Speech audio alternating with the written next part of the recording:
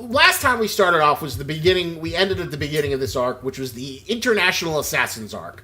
The setup was that Denji and his buddies Denji was discovered because of his battle with Rez.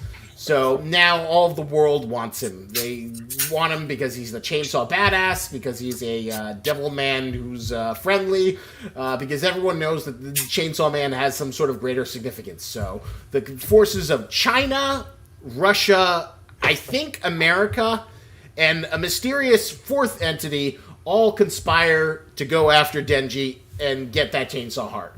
So we get 4 different factions. We've got Santa Claus, evil pedo Santa Claus, Master and her mentoree Tolka. We've got Guangxi, the Chinese super assassin, and her lesbian monster girl harem of orginess.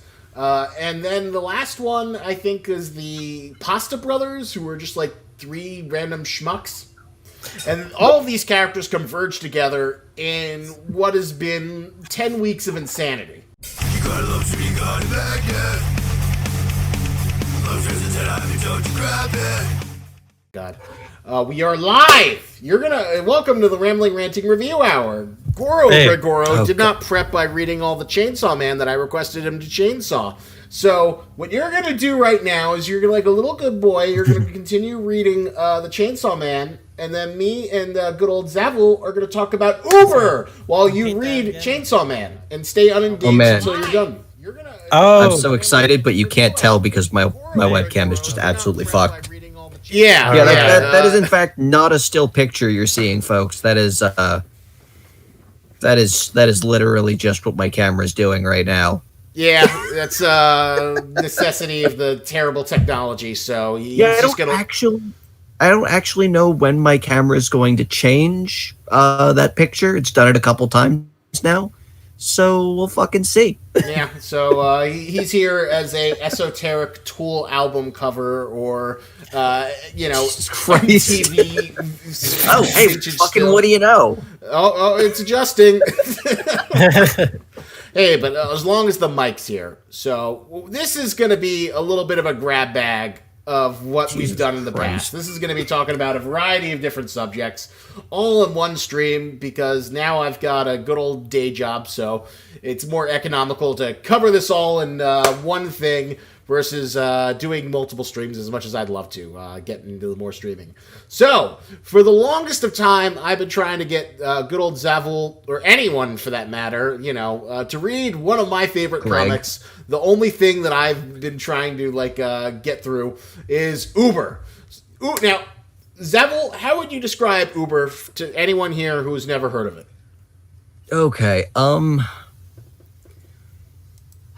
a really well-researched alternate history where instead of the atomic bomb, Nazis and the Allies just develop fucking goddamn superheroes. It's literally that.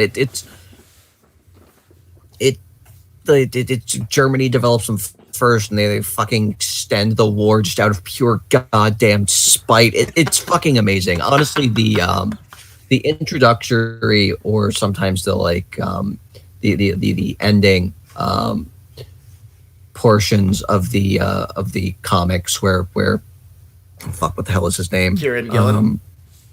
Gillen just goes into how much research and how much work he has done trying to make this accurate, or as accurate as you can be, when adding members of the military who can fucking fire laser beams out of their eyes and rip somebody in half. For something that is such a schlock, pulpy concept, it is some of the most well-researched stuff I have ever seen.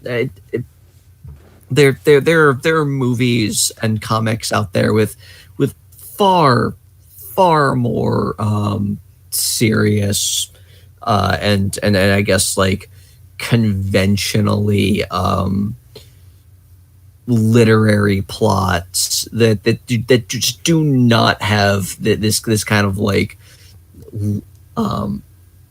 I guess history research and grounding to fucking stand on, and it really shows.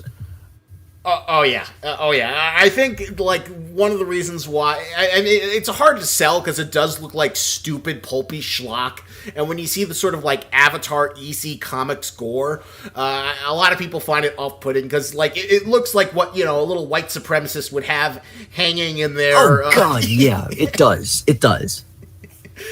Like I honestly, half the reason I even considered reading it is frankly like you're Jewish and you were recommending it. Otherwise, be like anybody else would just be like, oh, okay.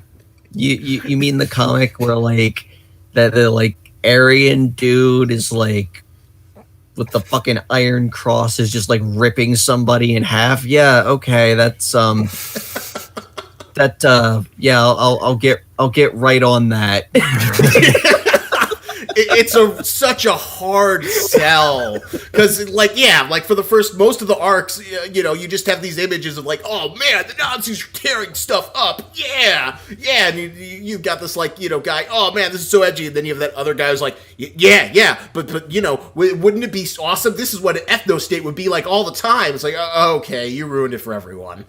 Jesus fucking Christ, I genuinely hope that's not part of the fandom, but I somehow imagine that it is. So far, I have not seen it, but then again, the Uber fandom is like next to non-existent. Like, this is it. This is all you've got. There's me, and then like the one comic store I go to buy the issues when they come out. He's like, oh yeah, everyone not many people buy this, but the few who do say it's the best thing out there. It's the best thing on the market. So yeah, far, I'll be honest, I feel like that is the other reason I enjoy this so much is there just not a fucking horde of rabid screaming assholes out there just jerking themselves convulsively to completion over every tiny little thing and reimagining what like 15 different characters would look like as someone else at this time period. All this fucking bullshit. No, it's literally just well researched and well written and surprisingly like weirdly complete and also just like some of the shit like if you get somebody that's too fucking big, just kick them in the knees and it'll just shatter their fucking knees because for fuck's sake you're not supposed to be that big and the human body isn't built to fucking deal with that shit. Yeah, that's like because like that's what makes like the Ubers work so well is that sort of like cold, detached storytelling, and like the little realm of oh wow, looks like you are blinking wildly now. You are like now become like Technicolor Zavil. Hold on. There we go.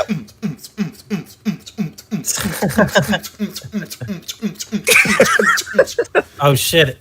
As you started to talk about Uber, your camera starts growing brighter and more technologically like capable.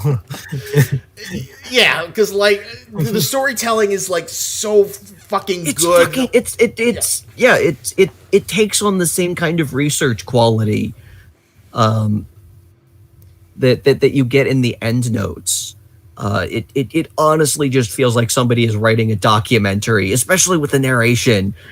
Oh, I love like that.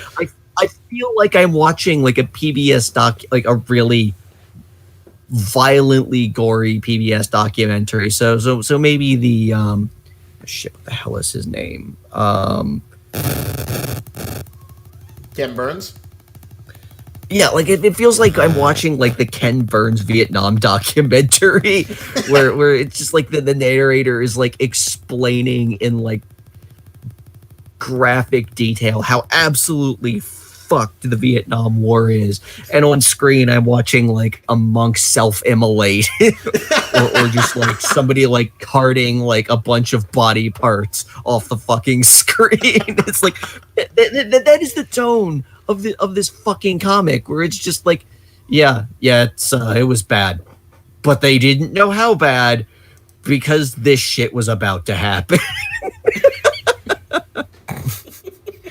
Like, also, Jesus Christ, it's like feels like literally nothing. I mean, I get it it's the point of war and it's the point of this story. It's like, but Jesus Christ, like nothing good happens to anyone. It's just like every time you think like you got something that might end positively, it just goes to fucking hell in a handbasket. Yeah. Oh God. Yeah. Nothing good happens to everyone. I think there's like this great scene where like one of the leads, Stephanie, the British spy, she's just like cursing at the side of a goddamn, tanker trucks, just saying like fuck, fuck, fuck, fuck, fuck. As she's just so burnt out and frustrated, but all she knows she can't stop because like they just have to trudging forward. The alternative is just like a bunch of laser tank men genociding everyone, across the world. You just can't stop. It doesn't matter how fucked the politics are. I feel like the only person in this entire series that has maybe a positive outcome is Maria. Yeah. Because you just can't fucking get rid of her. She's out of her goddamn fucking mind. And holy shit, it's like I guess with the loadout that she has, which I suppose we should explain loadout for people who are watching this and don't care about spoilers and are somehow still interested in this comic, despite the fact that we've just been fangasming all over it for the last 10 minutes with no fucking context. Still haven't.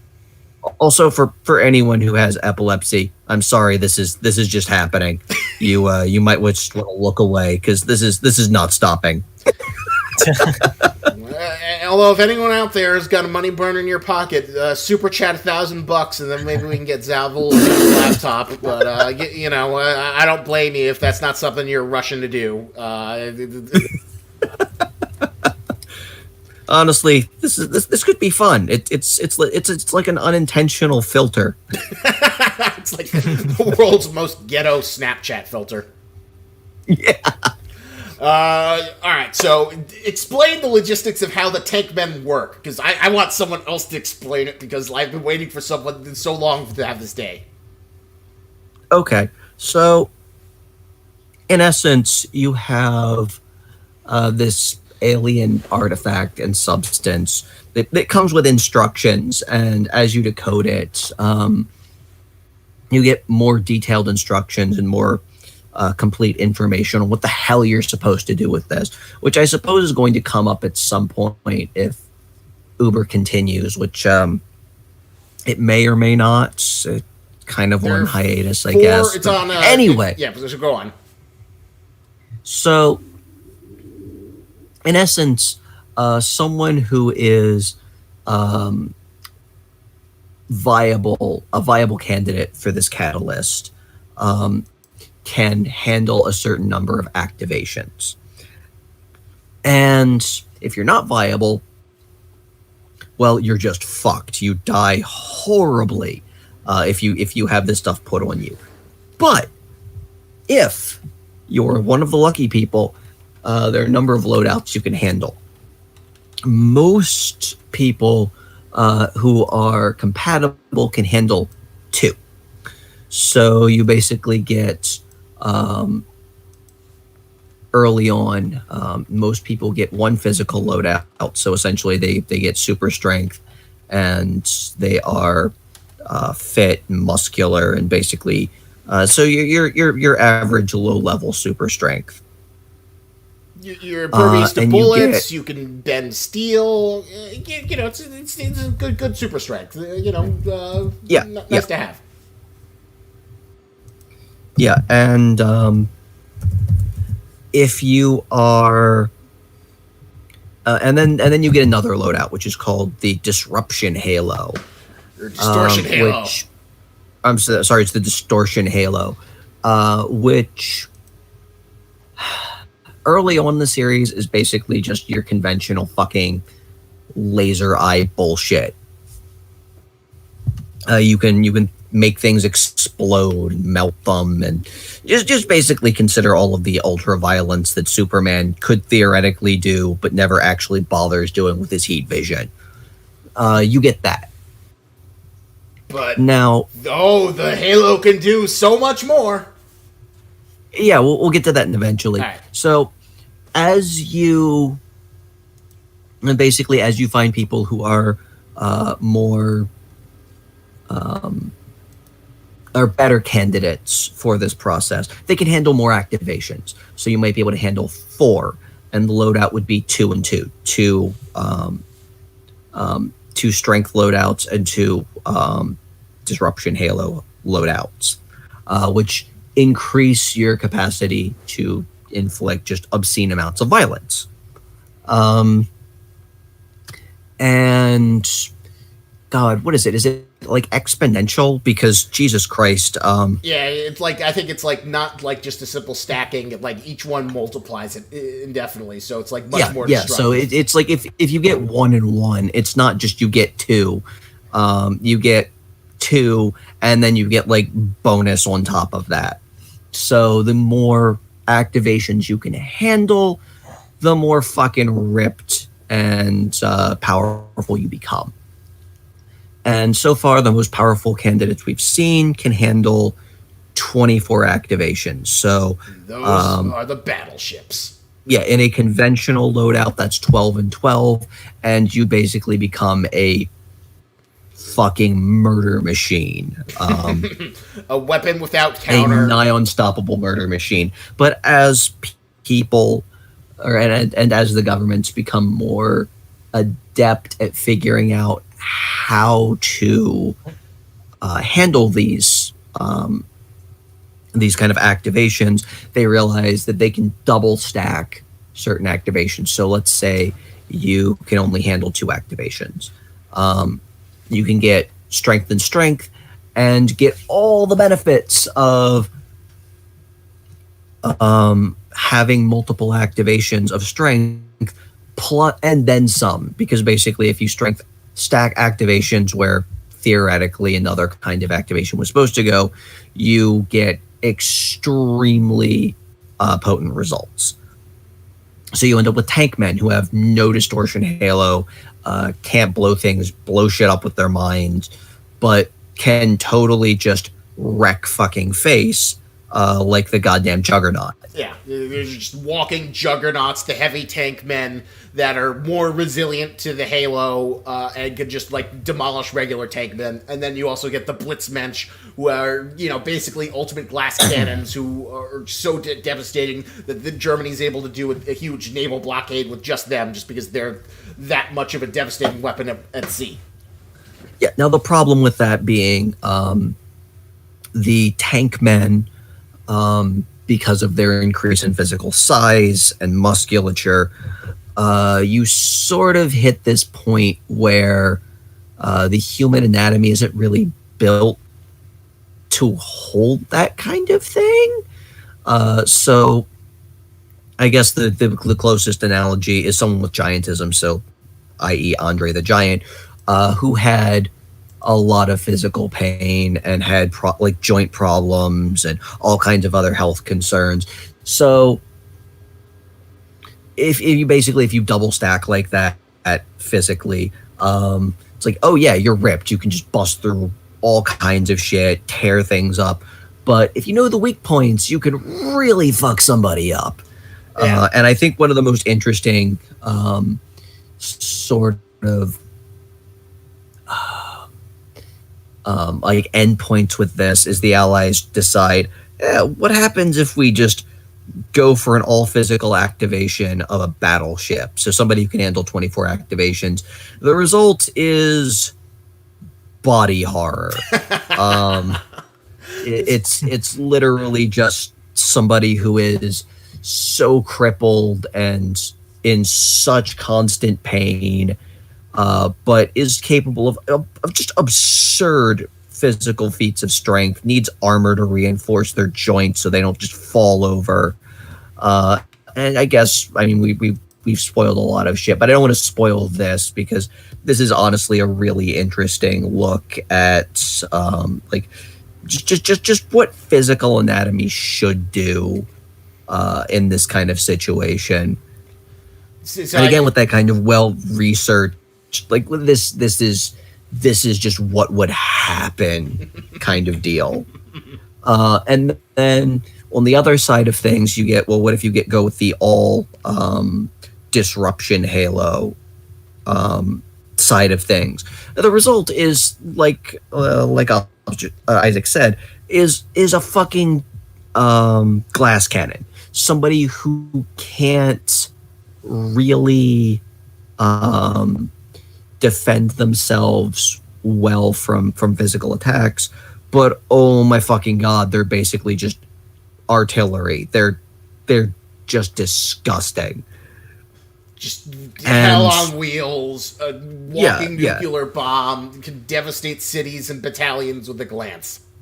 Yeah, they get a little bit of the enhanced endurance, but not much. Not nearly enough to stand up to somebody who can, with a physical activation. You kind of get that, like, they can just swat you sideways with very little effort. Except Maria. Maria is on the other side, is on the other end of the scale. She is a battleship with just disruption activations. The result being, I don't think you could actually kill her. She can't Is she physically go omnipotent? toe to no, but close. She's also one of the more creative characters, and has realized that the disruption halo isn't just for I can blow shit up with my mind. It's literally being able to rearrange, split, and resplice matter however you want. So I can basically make Soylent, like the food, out of mud. Or I can construct buildings From thin air. Yeah, basically think alchemy from Full Metal Alchemist. Do you need like any expert knowledge of like how to build things like from I don't know, like from the ground up? Like, do you need any like practices in like some kind of chemistry or science? Not really. Or just it just seems to be intuitive. Yeah, like it's just like I want food. I want to make food. And so the result is you make something edible. It might not taste good, but it's edible. I want a building. So you make something. I feel like engineering or maybe architecture, whatever else, might increase your capacity and knowledge of what you're doing. Like, I don't think we've seen her make anything complex.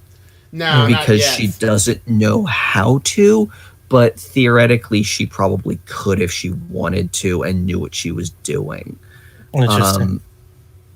And on this kind of sliding scale, the reason I say that she's probably the most powerful person in this series is one of the things Ubers can't, or battleships or whatever, destroyers, whatever you want to call them, can't handle is when they get into a fight, just like a normal person, you blow their hand off or something, they don't have a hand anymore.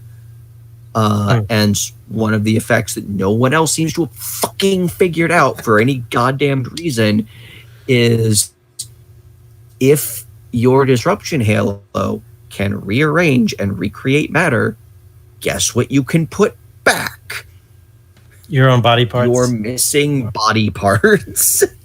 That seems to be like that seems to be an interesting catch. Like maybe because their bodies are so beyond what the normal material realm is now, like that they can't replicate them anymore. Well, it's interesting you should mention that. It's literally just like if you get your arm hacked off and you haven't really thought of applying your disruption halo to remake making your arm, you just don't do it. You're just missing an arm. It's kind of the equivalent of like if someone cut your hand off and no one had really bothered thinking of, what if we try like making a prosthetic hand or just even a hook or something? Yeah, and the first person that does that is like, holy shit, you have your hand back. Like, yeah. Like an Akira arm kind of thing. Yeah, it's like I replaced it with this hook or something. Whereas in her case, it's just like, yeah, I just grew my arm back. It just makes sense because I can do that. She's... Is it essentially like these battleship people? They're kind of like warring Akiras, like from different countries, in a sense. Kind of, yeah. In a way, yeah, because they are like, they talk about obviously having a stronger force. Regular tank men is good and is more strategic militarily, but because the battleships are like such a big motivating factor, the battles are won and lost depending on whether one's deployed or overextended, and they're basically the reason why Nazi Germany does so well in the war and is able to extend it for so long is that fact that they were able to field 3 of them concurrently, and generally it takes 3 months to fully activate a battleship. Yeah, what drives me up the fucking wall though is there are just so many indications that other characters should have figured this out by now, but just never seem to. So early on, there's like foreshadowing. Sieglein, God, I'm sure I'm butchering this. I do not speak German. Sieglein, whatever. It's one of the German battleships. Her code name anyway. She uses the disruption halo to lighten her hair for propaganda purposes because she's not actually blonde. Okay. Another one of the battleships. Oh crap! What the hell was his name? Sigmund. Yes, Sigmund was an artist before all of this shit. You also find out that he's not really all that committed to the Nazi cause and is mostly just there to kill Hitler and a couple other people. He's a pragmatic survivalist. Yeah. But he was an artist, and so uses the disruption halo to make things. And so I'm just looking at this going how has no one yet figured out maybe I can use this to fix myself? Because oh god, the standard Nazi doctor thing. Also, they're I'm going to use this to resculpt people's faces for spy work and shit. So it's clearly this has medical application. Why is the only person who has figured this out the PTSD crazed Russian sniper with no formal education? Why is this the person who was just maybe I can just put my hand back? And no one else has thought of this. It just fucking baffles the shit out of me. And honestly, it's my only complaint about the series is no one else seems to have figured out this kind of very obvious next step in what you should be able to do with this. Is it also they feel they're bound, they feel this power should strictly be used for a military purpose and they shouldn't get too creative with it? No. Okay. No. I mean, again, Siegmund has been you could be doing war stuff, and he's I made this. I figured out how to do it on my own. It's I was an artist, I made it. Fucking check it out. All right. You would think somebody would have just or just so you're lightening your hair? Yep. Because you're not blonde? Yep.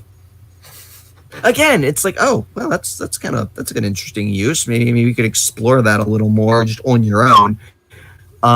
The only kind of thing I could think of is, at least on Sigmund's kind of plot line, is he's the one missing an arm at one point. Is I got the feeling that maybe he's is this a guilt thing, because he's clearly conflicted, later tries to to defect. His really only purpose for sticking with the Nazi army is, again, he wants to fucking kill Hitler. Is this literally just you like a self-flagellation thing? That's an interesting character motivation. But I always took it as like no one is quite as creative as Maria, and even if he's like, it feels like a step too far that like, oh, I can build things. Oh, that's great. Oh, Jesus Christ, I don't want to make an arm. That seems like a lot of work. You'd think but you'd think that at the very least there'd be like a kid level. It's like, well, I can't replace my arm, but I've created this giant death claw or something. I want to see more Akira arms. More Akira prosthetic arm placements. Just in general. Yeah, so then you have, like, as the series progresses, you get like two more kinds of activations that show up. One is so you get physical, and then you get, I guess, mental. Well, the Geltmensch, which is more of like a projection spy, where basically. Well, no, it's like, so you have physical, and then you have like a mental activation, which is the disruption halo, the ability to like remake things as you want them. And that's then you really get an activation. That's more of like an innate ability. But you're talking about the Geltmensch, where it's basically like the Uber spy. No, I'm talking about the disruption halo, and then you get like a social version where it's like, yeah, you get the Geltmensch, where it's basically you can appear to be someone else. You can it's not really invisibility, but basically you can like be less noticeable. You can pretty much just like sort of fade into the background. So it's kind of like a spy, and I don't want to say social again, but it's like a party face kind of dynamic, where you're good at infiltration and deception. And then the last one is the Zephyr. Super speed. Yes, super speed. Okay, it's super speed. It's super speed, but okay. A physical activation already grants you a kind of, well, it's not Flash level super speed, but essentially you can run and move and have reflexes beyond a normal human. And then you have the Zephyr, which they seem to be able to slow down or alter time, where they basically like create like a pocket where they move normally and everything else slows down, or I guess alternatively they move so incredibly fast that they sort of phase out of existence. And it's kind of described as moving through molasses, because they're moving so fast that everything else is so slow that both the friction that it causes and the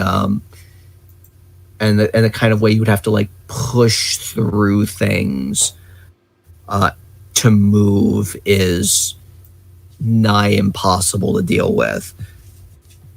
And the Zephyr basically kill by they have like diamond tip knives, and they basically have to like cut and cut and cut and cut over and over and over again until they basically create wounds. Yeah, they have very limited use. They have like a tremendous amount of limitations. They can only be activated for 2 minutes, then they're fatigued. They can only interact with Uber Flesh, so that you can't use them for any other tactical purpose.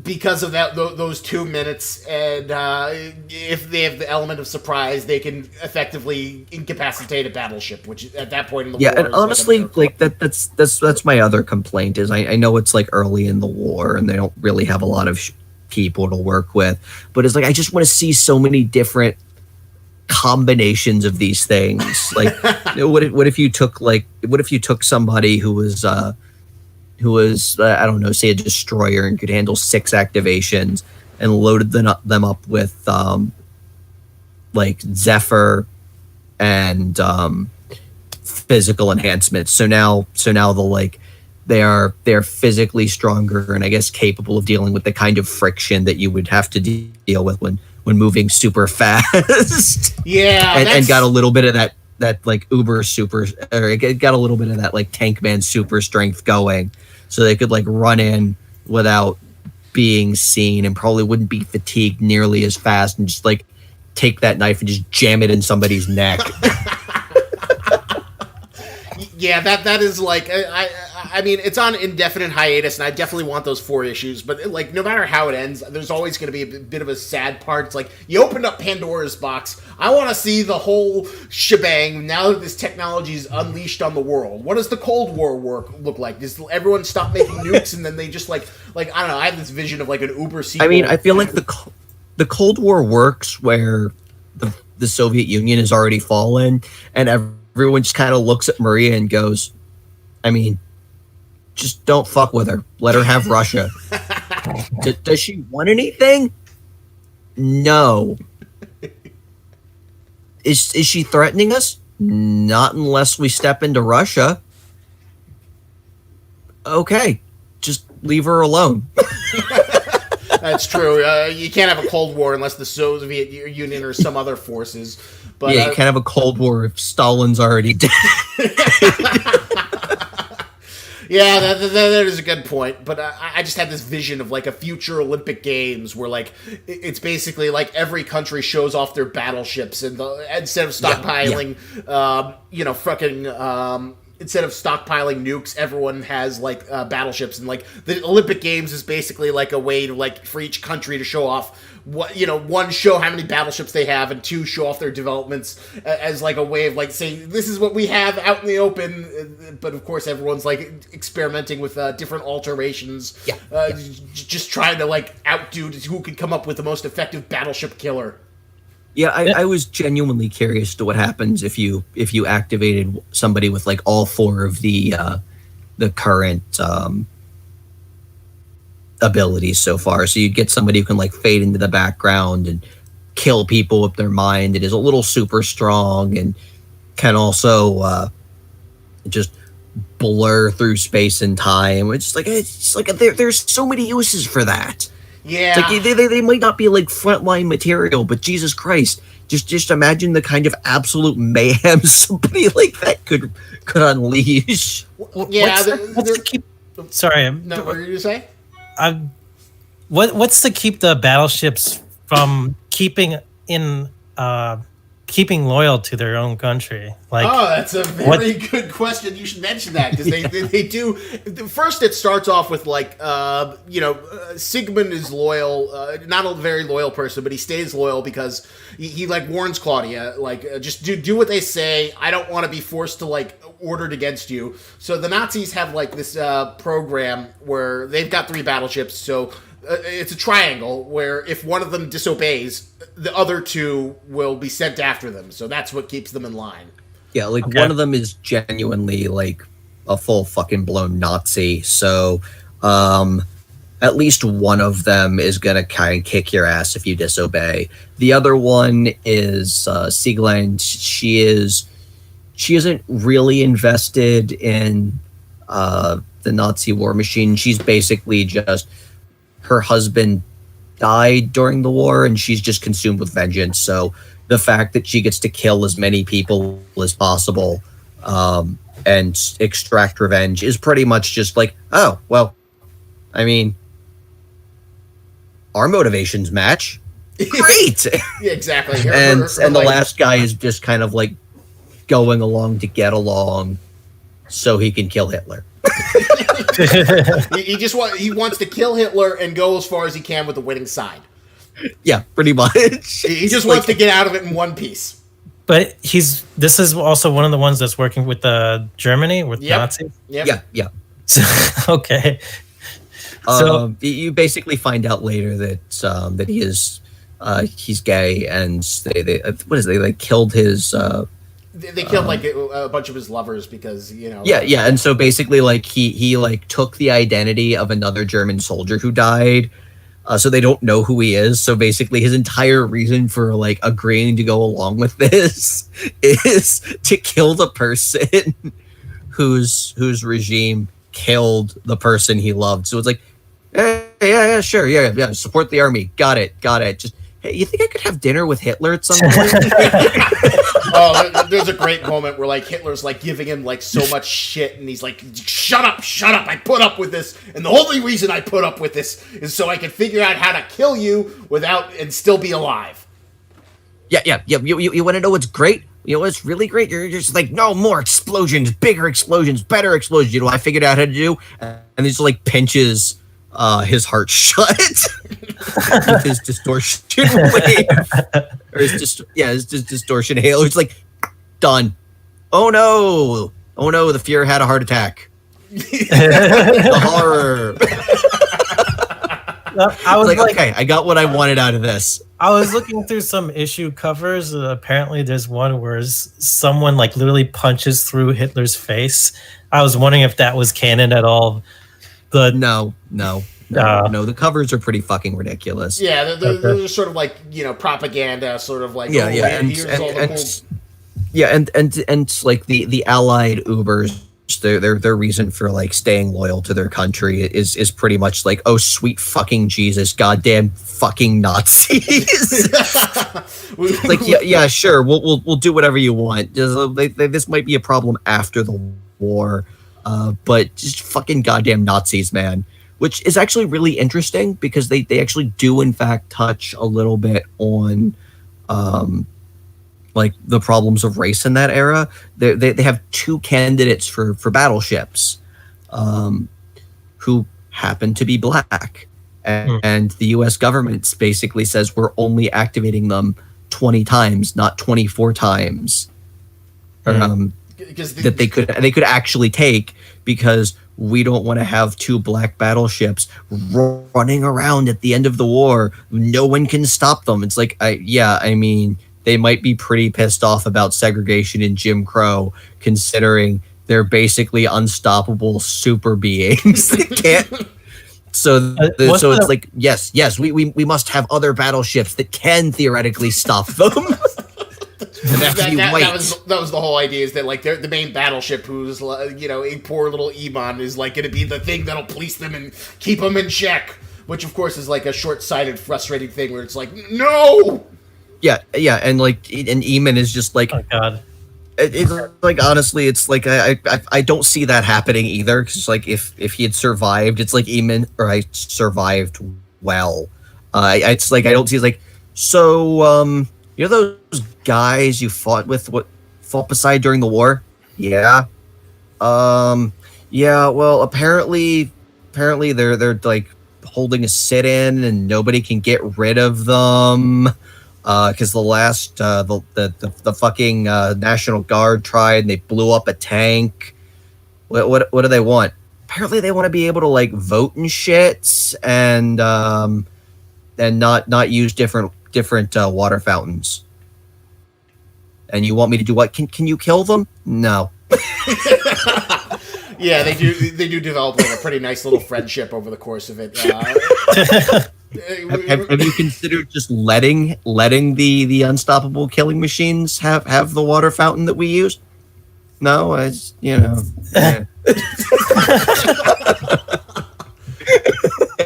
They're pretty nice if you just ask them and treat them like people. Yeah, they're great. I kind of like them. And then on the other end of the spectrum, like one of my favorite story arcs is the Russian side, the Maria, who's like this sniper girl who loses her hand and like escapes the Nazi purge when they just like kill all the Soviet prisoners of war. So then she goes back to you know, Soviet Russia. She gets stuck in a gulag where Stalin's like, you know, fuck it, we need to make Tank Man as quickly as possible. I'm not standing it. So he sacrifices 400,000 people, even though only 1 in 5,000 people is susceptible. He says, we don't have time for testing. The Russian plan for let's create Tank Man is, well, we've got like 40,000 people. That's good enough for like 400 Tank Men. So what, are we gonna test them? Oh, fuck no, Jesus, that takes time. Just do them all at once. Fuck it. Just give them all the catalyst. Just throw it all off of them. Whoever lives, you know, they live for Mother Russia. Yeah. So they killed just an obscene number of people, and the people left are Russia's tank men. It's basically like this universe's version of Stalingrad. Yeah, it's it's like a superpowered version of Stalingrad. It's fucking amazing. Jesus. And then So like Maria, and then like Maria, it's like, oh well, she's fucking useless. She survived, but she doesn't have superpowers, and they basically like dump her. And they find out later, it's like, oh, she has superpowers. She's apparently, you just didn't physically activate her. Apparently, you activated her disruption halo, which then allowed her to start figuring out how to make more of the catalyst, so she could finish activating herself. And then by the time Russia figured this out, like, oh wait, what? We have what running around just out in the middle of fucking nowhere? Yeah, if they try and get her to comply with force by sending tank men, and it doesn't go well. And then there's just this little Soviet couple, and they're like out in the outskirts, and then she comes in like a storm. Yeah, like apparently everyone in the village fucking hates her because she's fucking terrifying, and she's like, I love you guys, have some food.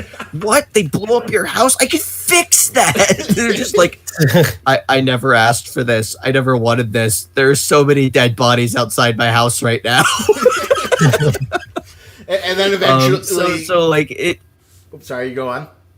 Yeah. So that question of like, how do you keep them loyal is like, well, you better give them a really good reason to be loyal, because otherwise they end up like Maria, where they just rip your government apart because you're being an asshole about it. Oh, the best part is they send like a little guy on a donkey, like this Russian general, who just asks her nicely if she could help them out. And she's like, oh, yeah, sure, I could do that. That sounds great. So it sounds like this Maria person, she didn't really have any checks and balances, kind of like the Germans had. No. There was nothing. There was nothing. There was no checks and balances. Did they even try to have something like that? Checks and balances for her?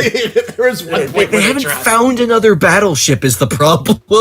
Well, there's a very funny moment later on in the series where Russia has a bunch of battleship candidates, and they take her to Maria's training camp, and their plan is to like have them, assassinate her once she teaches them how to make the catalyst, because they feel like they won't need her. But that doesn't go so well. Yeah, Maria they decides to again with Russia the like after that. Yeah, again with the like, it becomes really hard to kill someone when they figure out how to regenerate their own organs and tissue. Yeah. So she's like impervious, and she's the smartest, best person with the halo effect, and she'll make them catalyst if they ask nicely. She'll help out. She one of my favorite fight scenes in the entire series is just her like completely decimating one of the German battleships. But then Russia's like, push the offensive. Let's go to Germany. Let's end this.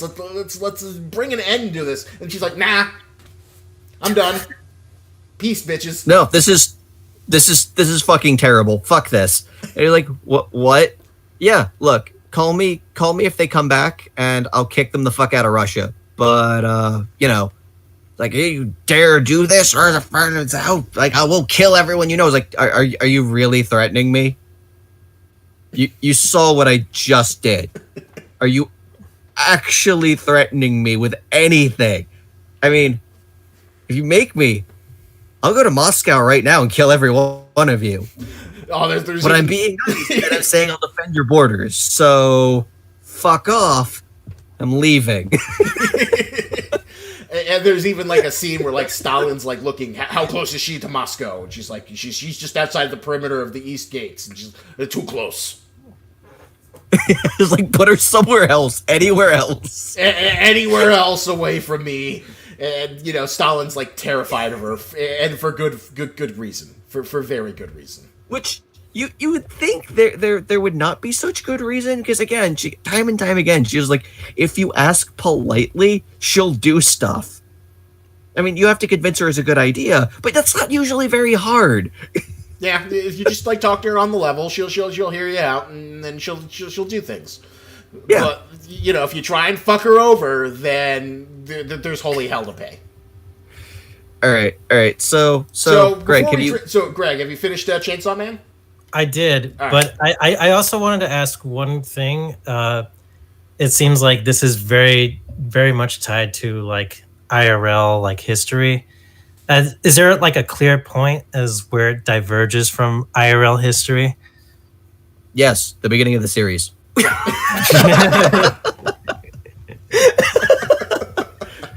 The beginning of the series is literally the Russians are advancing on Berlin, right?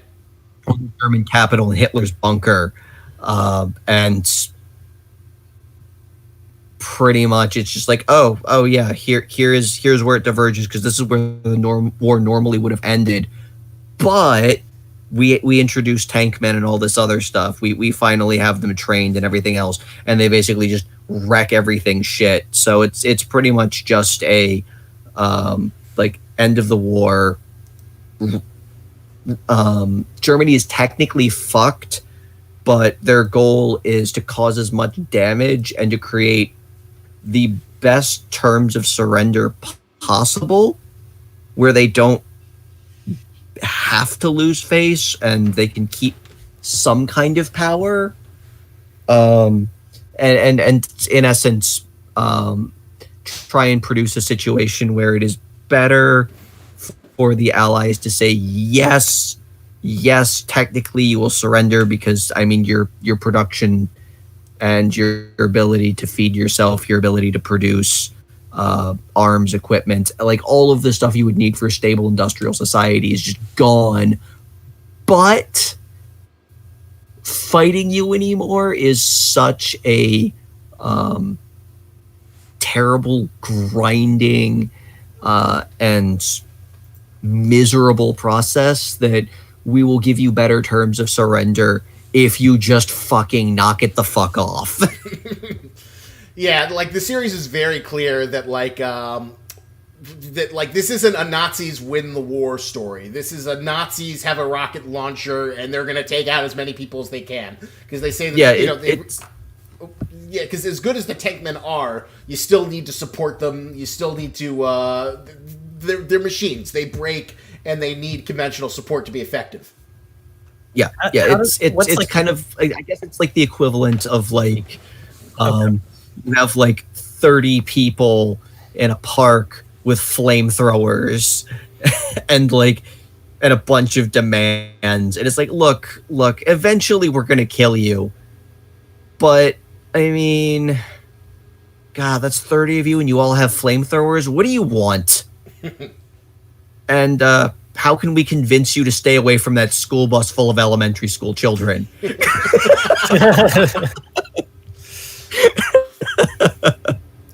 Yeah, so like there's a lot of like depressing moments, but the ultimate idea is that like Germany knows that they're on a razor's edge, and the fact that the series even begins with like the Allies getting the core source of the technology means that their time is limited. We've got 3 battleships. How can we use these as most devastatingly as possible before, America or anyone else gets more? I see. So it's just like is basically eventually the Allies were going to get the tank men technology at some point. Well, it already starts out with them having it, and like there's even a great little scene where like they've like Hitler in a bunker, and he says, they're looking at this production graph, and they're saying like it doesn't matter by every conceivable metric, the Allies are going to beat us. We projected that they would have 5 battleships by now. We've stopped them. We think they only have 2 because we threw everything we could at America, but it's only a matter of time. The math isn't going to take it to us forever. But there's one localized point where if this final Uber form that I'm waiting for the last 4 issues for comes together, maybe that can force them all to surrender. So before we head on to our next topic of discussion, Zavil, what are your favorite big FEM moments from Uber? What are your favorite little cinematic sequences? Okay. Like just some of my favorite moments from Uber. Think. These are going to be all out of order. Fuck it. That's fine. Siegmund just sitting on the beach. That was fucking hysterical. He surrenders, and they accept his surrender. He's just like, okay, cool. And they eventually like use him in just like a really fucking underhanded way to deal with Japan. But until that point, they treat him like royalty, and then he's just like getting cocktails. Yeah. Oh God, what else? Oh God. The fucking first Uber. What? Or I guess the first battleship. Jesus Christ. Whatever the fuck it was called. Marcus Jung. I forget what his Siegfried. No. Before that, the flesh blob. Oh, Battleship Zero. Yeah, Battleship Zero. His reveal or him being redeployed? Both. Where they just like toss him as like their secret weapon. I fucking love the fact that Turing and Patton were both catalyst susceptible.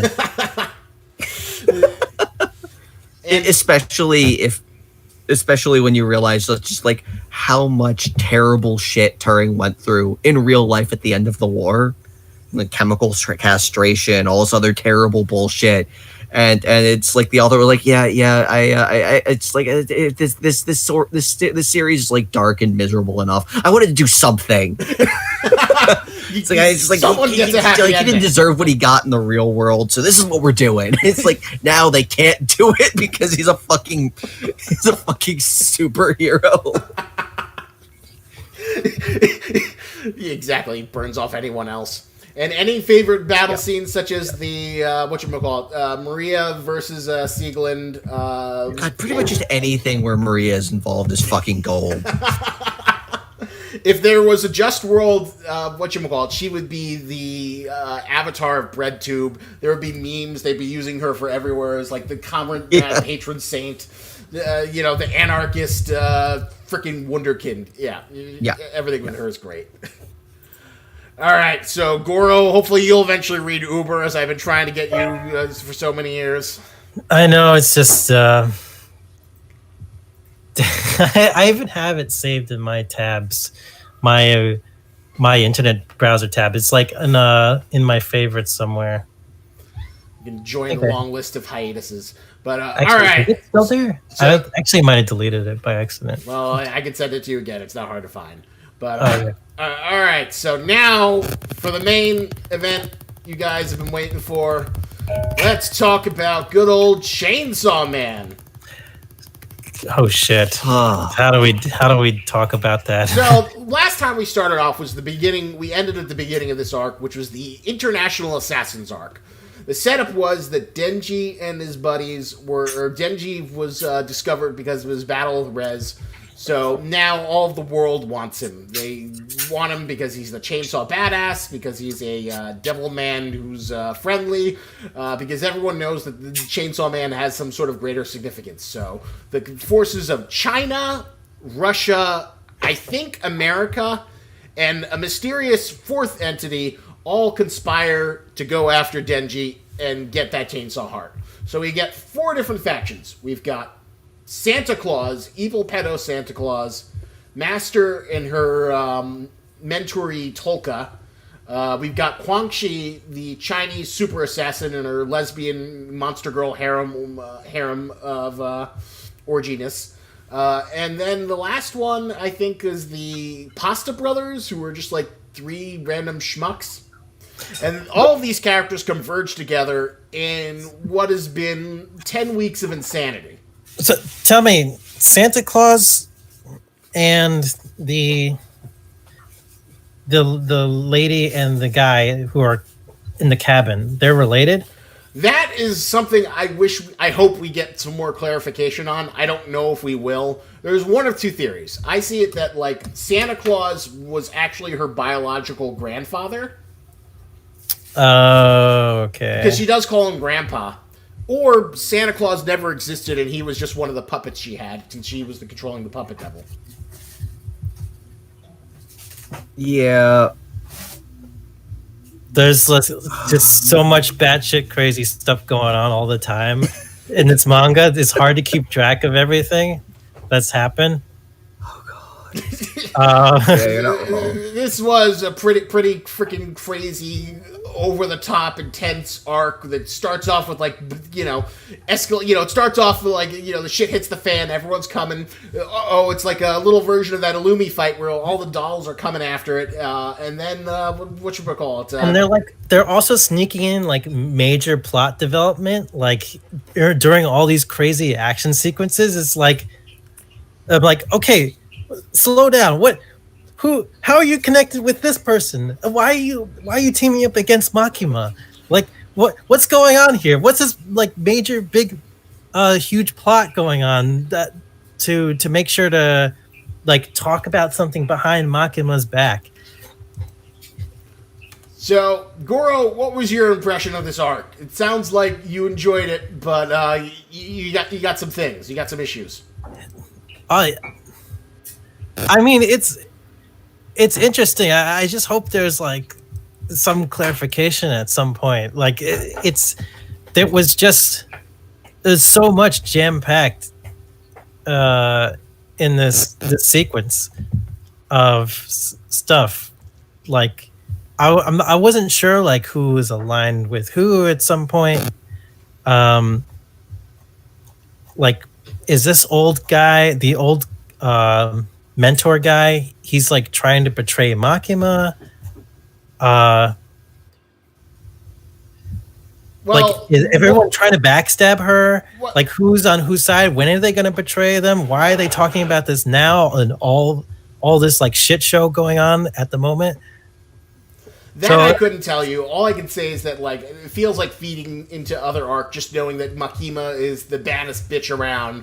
And as much as our sympathy was kind of went towards her, thinking, oh, she's not so bad after the movie theater thing. That no, she's even worse than you think. The fact that the cool mentor character is please help me kill Makima. She's listening right now. She has to go. We have to stop her. You don't know what shit she's doing. And the fact that in the most recent chapter, it ends on a semi-tragic note where him and the octopus guy put on blindfolds so they don't see Makima use her abilities, since it's forbidden. And then the guy takes off his blindfold and then he says, why aren't you taking off your blindfold, super badass guy? And Kisabe is I don't need to take off my blindfold, because he's got blood splattered, and it was shown that he had some sort of relationship with Kwang Shi before all this, and obviously he's kind of pissed and sad to see her go. Oh, you think that's why he's not taking off his blindfold? He's because his last line I see, it's I really don't want to see anything. Yeah. So maybe that's just he has some kind of deeper connection with Kwang Shi. Well, yeah, they had that whole conversation. They had the whole Tarantino-esque Reservoir Dogs confrontation, meetup, and so that implied that they had a history, and that was my reading of that line, is that he didn't want to see anything because he knows she's dead, and he's sad because obviously they had some sort of relationship, some sort of professional relationship, and he's also that they were on friendly terms. And, he knew that he lost his chance to go after Makima for whatever crazy-ass shit she's, planning in the background that we don't know about. Okay, I can see that. By the way, is this whole... it's totally unrelated. How Halloween unleashed the power? Is this of Halloween? Yeah.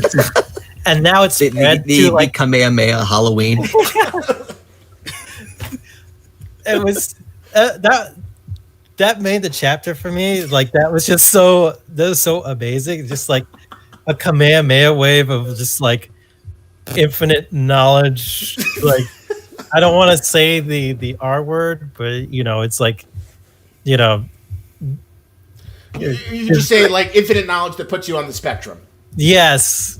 Jesus Christ. So So it just, and because I forget her name, the who was using the darkness power and the doll power. As far as we know, she's just called Master. Master, or she was controlling all these other doll humans all across the globe, and now it's spread like the news media are saying like a virus. Is that like some kind of like connection with what's going on in current events of like COVID-19? I don't think so. I mean, I don't maybe think so. I'm I don't think wrong, so but either. I Like- think it's, Some messed up way. It's like, oh, now everyone's got the virus. No, I think it's just supposed to be a kind of like, oh, look at how many dolls there were spread everywhere all over the planet, and then it just kind of like shows what happens when you like just completely fuck up a hive mind. Yeah, Because that's basically what darkness was. She was kind of a hive mind. Yeah, because like she was threatening Denji, like, my dolls will come after you. I'm still not quite dead. I'm gonna come after you. And Denji's like, Oh, sure, just don't come on Sundays. I want to rest on Sundays. Come at me anytime. But then that gets completely resolved by the fact that, her hive mind gets completely destroyed via the Halloween infinite knowledge. that was just amazing. Yeah.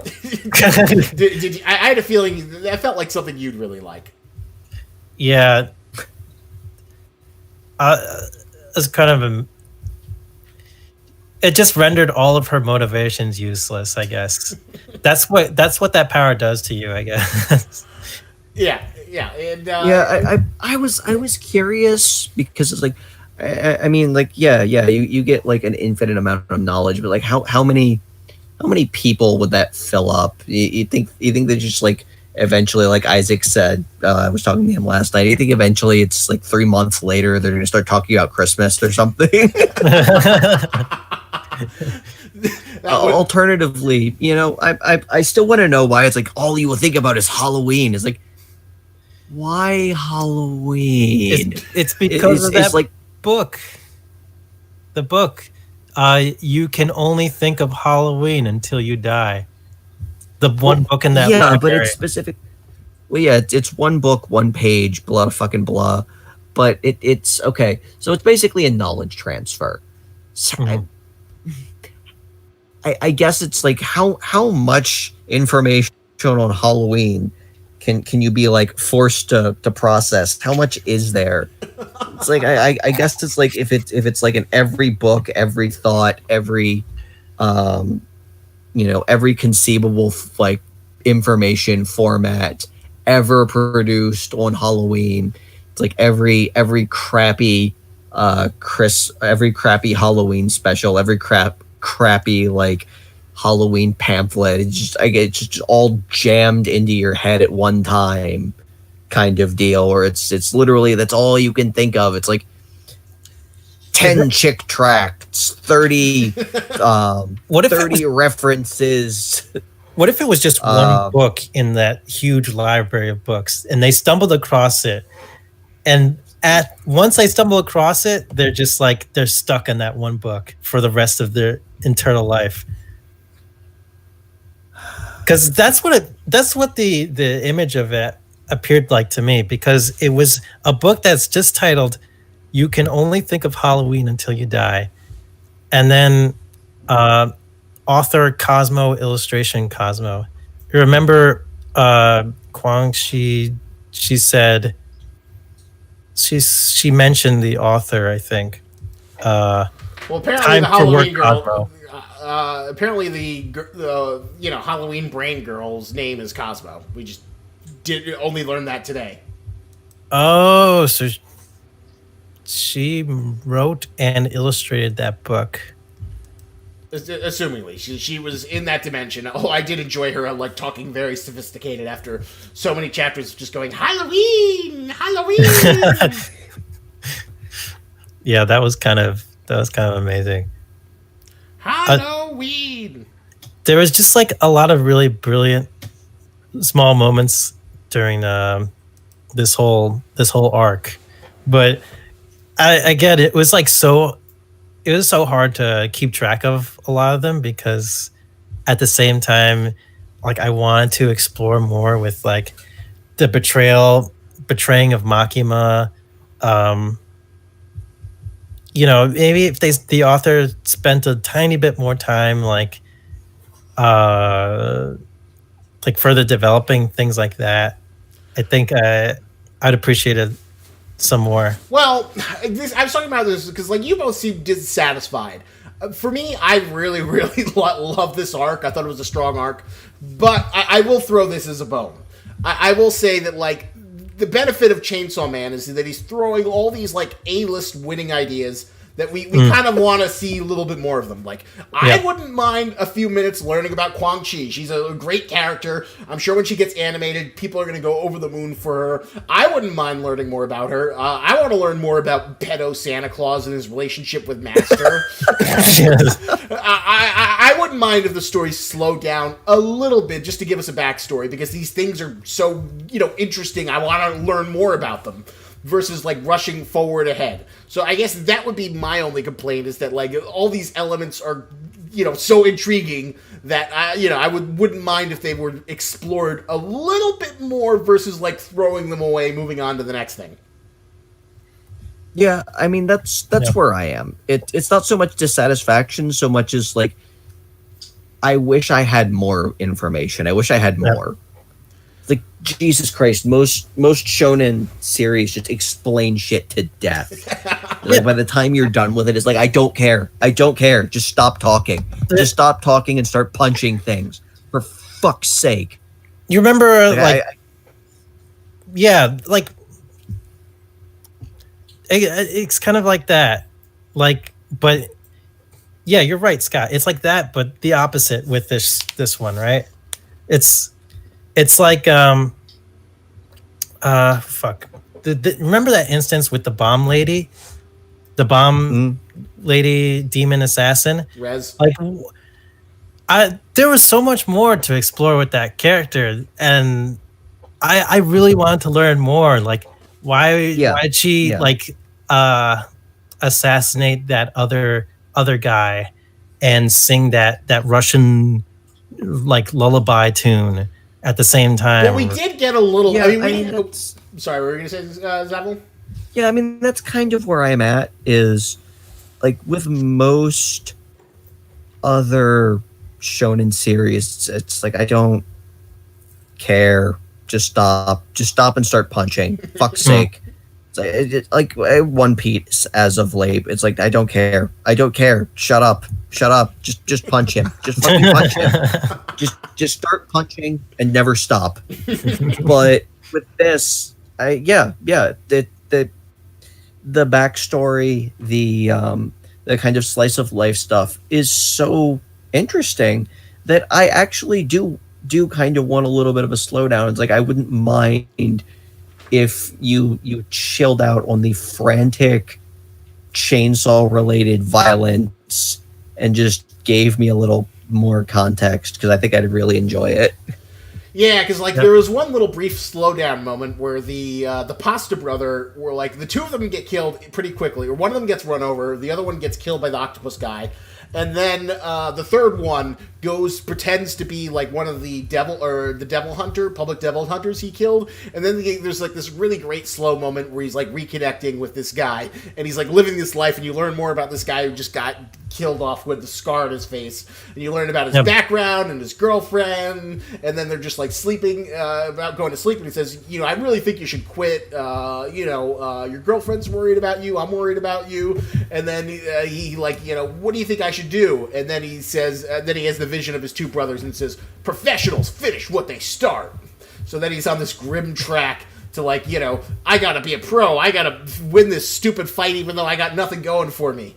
And it was a nice, slow character moment that I really enjoyed, and I definitely feel like Quan Chi, like one of the huge missed opportunities was the Quan Chi had, like, a power-looking fiend devil girl with her, and I was like, oh man, I can't wait if, like, Power meets her. Is that going to be like her sister? Or they're going to be like some sort of family thing? I can't wait to see these two characters and learn more about them. And then they have, like, 2 seconds together. They never really have any significant interaction. Sorry, which two characters were you referring to? All right, and Quan Chi's little thruple orgy girls. She is like the zombie girl. She's got the brains girl. Yeah. She's got the girl with the lasso hair, and then Yep. she also has a girl with like power horns. It's basically like a blood fiend, like Power. Okay. So you know you don't think it would be funny to like Power to interact with like another girl who's kind of like her? Oh, you think she was like another blood type fiend person? She had the horns. Oh god. But Oh god. Imagine don't if they're all both these devils idiots. don't all these devils have like different designs? Like I didn't. She had the signature horns. She had the power horns. Okay. I mean, I didn't really tie the two together that much because like it seems like all these devil designs can like kind of be somewhat interchangeable. Like Each one has like a pretty distinctive feature of like what their thing is, and the power horns are the power horns, and this other girl had the power horns. I'm surprised you focused on that. Then let me check this lady out. So that's an example of like a good plot thread. But at the same time, we also got like amazing freaking moments like the going to hell sequence, which was like balls to the wall, amazing.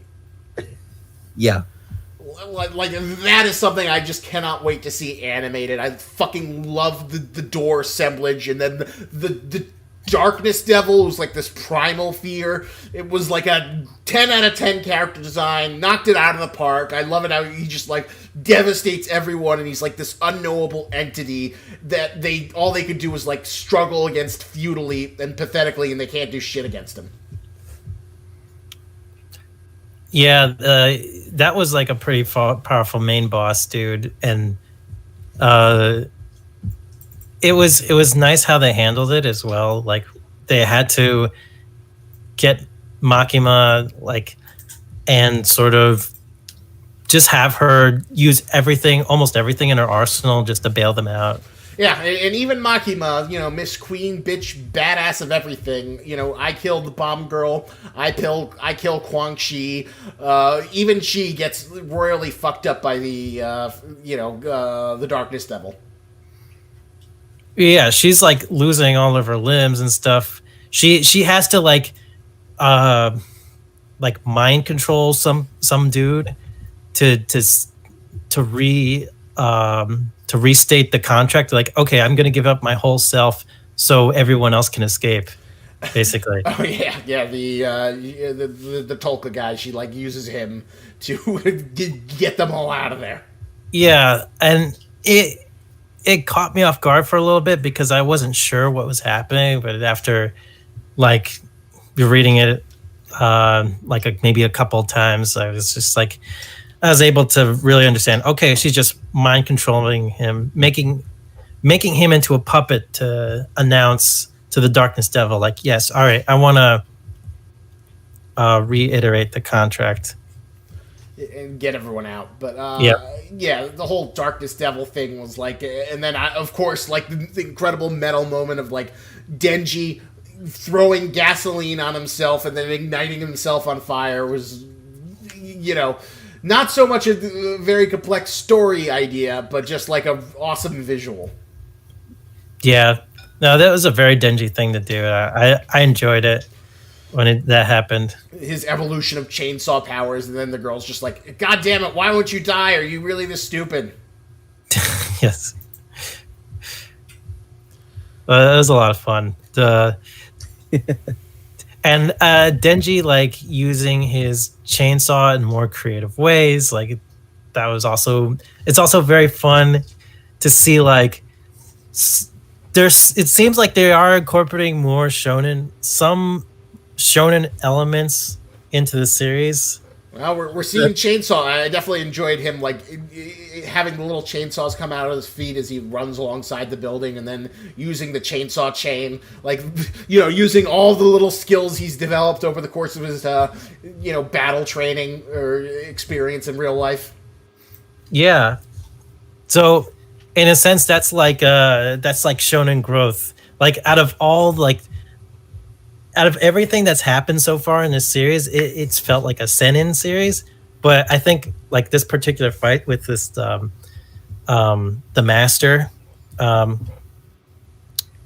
what I'm going to call her, is has been the most shonen-y to me, and it feels like Genji actually grew as a combative character. Actually developed some chainsaw foo. Yeah. Here's an interesting question though. Do you think Beam and the Violence Devil are dead? I think so. I mean, I guess we'll have to find out in the epilogue. Although, goddamn, Fujimoto, like, he introduces all these like really great, compelling characters, and he like throws them away so easily. I know he's really liberal about killing everybody. And like, on one hand, it's like kind of nice to have like the deaths so far have mostly stuck, but I think people like hard to stay too invested with the character because you have a feeling he's just going to be like killing him off anyway. It's like, oh, is this character going to be important or? No, probably not. They're probably gonna die. Poor Violence Devil. He had that like nice little relationship with Kobeni where she's like bonding. It's like, yeah, I just want love and peace. And then there's like, final thing, just take off my mask. I'm gonna try and get you out. And then he just has this horrible, horrible Fearic death. All right, so before we move on to our final topic, what would you rate this arc? It seems like you both enjoyed it despite your complaints. What number score would you give the International Assassins arc? I give it a 9. I genuinely enjoyed it. Again, if my only complaint is I want more of it, then, there's only so much complaint you can make out of that. Yeah, if like something's so interesting that you want to learn more about it, you want more character moments. It's like I don't get the feeling that there wasn't thought put into it or they don't know what's happening. I just get the feeling that we don't know, and that's infuriating. That's fair.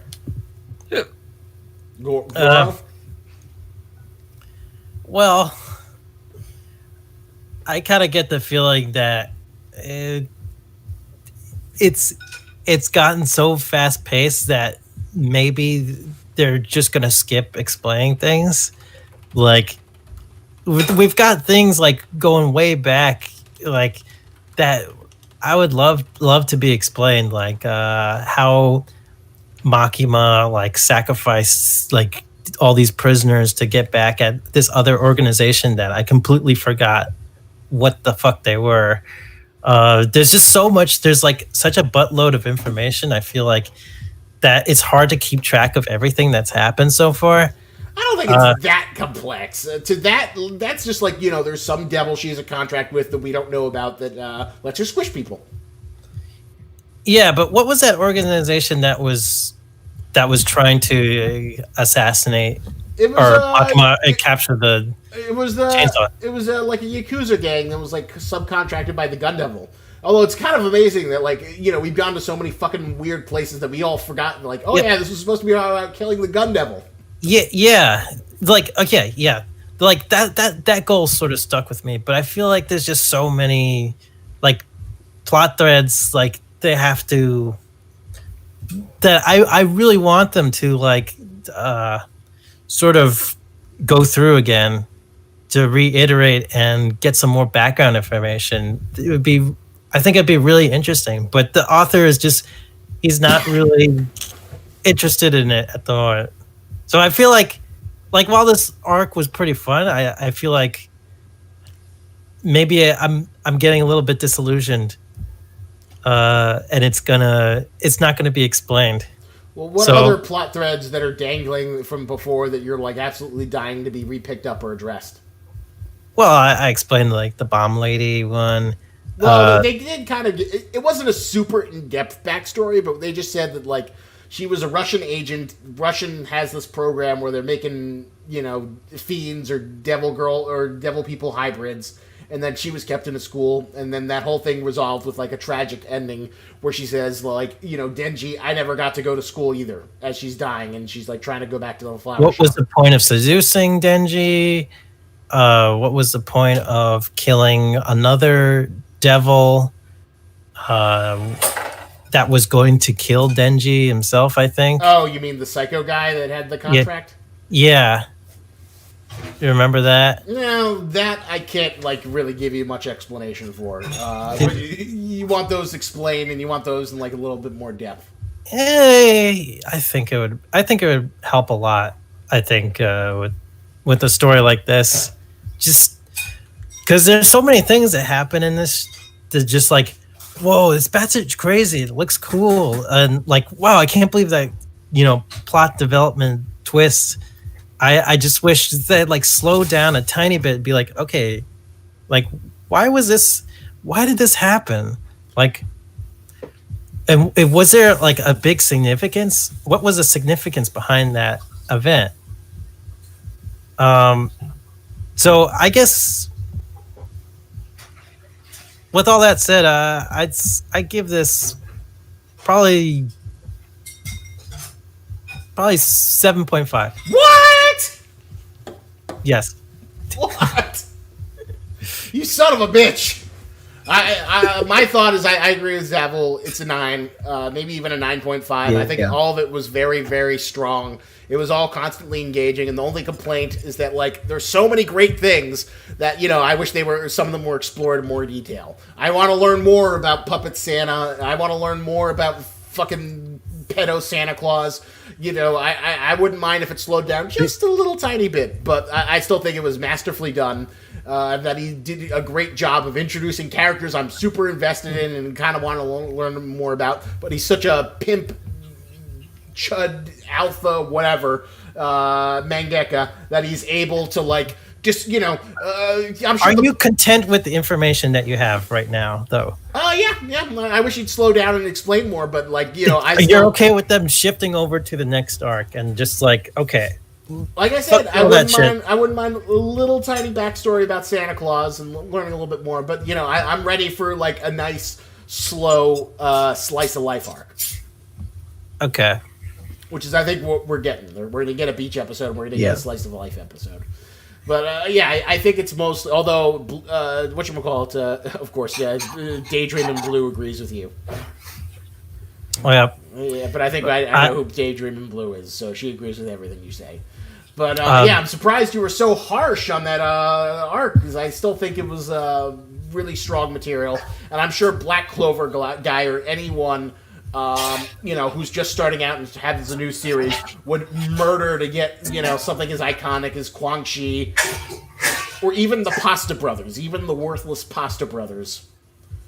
Are more interesting than most of the characters I see out of your standard shonen pilot. It's true, they are a lot more interesting. I'm probably not. You know what? You make a convincing argument. 8. I'll give it an 8. Okay, there you go. That's solid. Great international assassins. Another strong arc for Chainsaw Man as it goes strong, as it revs up and goes forward. Now it is time. We've been waiting ages for Zavul to catch up for Hunter x Hunter. And Zavul has finally caught up to what I think is going to be his favorite arc in the entire series. So, now that Gon's gone, what do you think of the Dark Continent successor game so far? I'm so excited that Gon is gone. Can you believe they would do this? A main staple character just you know what? Fuck it. We're gonna write him out of the series right now. Yeah, I'm so excited. You have no idea. My least favorite character in this entire series. This is great. So you have no idea how happy I am right now.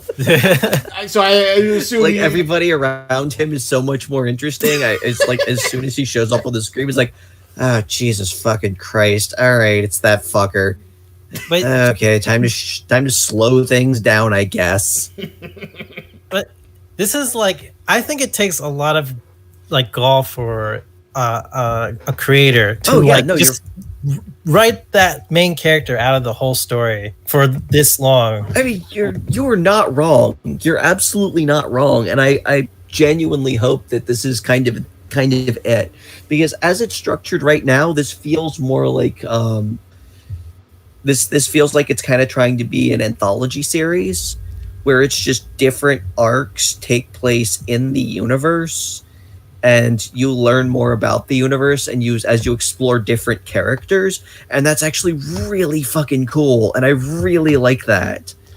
Yeah, it is kind of funny how, like, Togashi, like, as opposed to starting a new series all the time, is just like, you know, I'm going to use the Hunter x Hunter universe to tell whatever story I feel like telling in this current moment.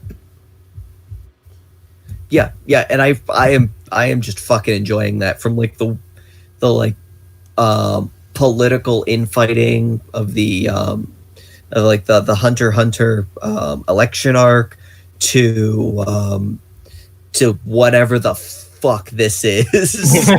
Like, Jesus Christ, you've got like the mob, you've got like a mercenary Nen user group, three mafia organizations. You've got like all of the you've got some dude chained in the basement that just wants to go to like Skullfuck Island. Wait, which dude is that? Oh, it was really funny. Tato says "gone, gone," and he has the little crab emojis for the crab dance. Gone is gone. Netero's son. Beyond Netero. Fuck. Oh, that guy. Yeah, yes. Beyond. Yeah, Beyond is just like chained in the basement. Is like, so you want to talk about all the shit going up on the upper levels? Nah. Fucking wake me up when we get to like the Dark Continent. I give a flying fuck. Just like, just wake me up when we get to like Death Murder Kill Island. Like, we got that fucker. We've got like we've got the Secession War and all like the Nen beasts and all this other shit. None of which would be nearly as interesting if we had to like suffer through Gon dealing with this bullshit. Can I learn but because how to we've get got like beast? Oh, Jesus Christ. It's not just Gone. It's also Killua. Like, Killua's out of the story now, too. Yeah, he's more interesting, but still not as interesting. Like, he's...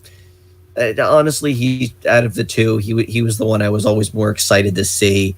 But just Jesus Christ. Like, now that Kurapika is just, like, tearing ass all over the fucking ship, shaving, like, months off his fucking life at a time... like a fucking goddamn maniac. I love it. I love Kurapika. Like, Jesus Christ, I never realized how much I wanted a just like a really good story about the like kind of C and B level characters in a shonen series before, because they're always the most interesting. Holy shit, they're always the people who you just like, I want to know more about that guy. What the fuck is that dude's deal? And everything else, it's like, I don't give a flying fuck about. Okay, it's like I know Togashi a lot of people give a fuck about. It's like Togashi like, understands that. Yeah, like everybody loves Son Goku, but Son Goku is fucking boring.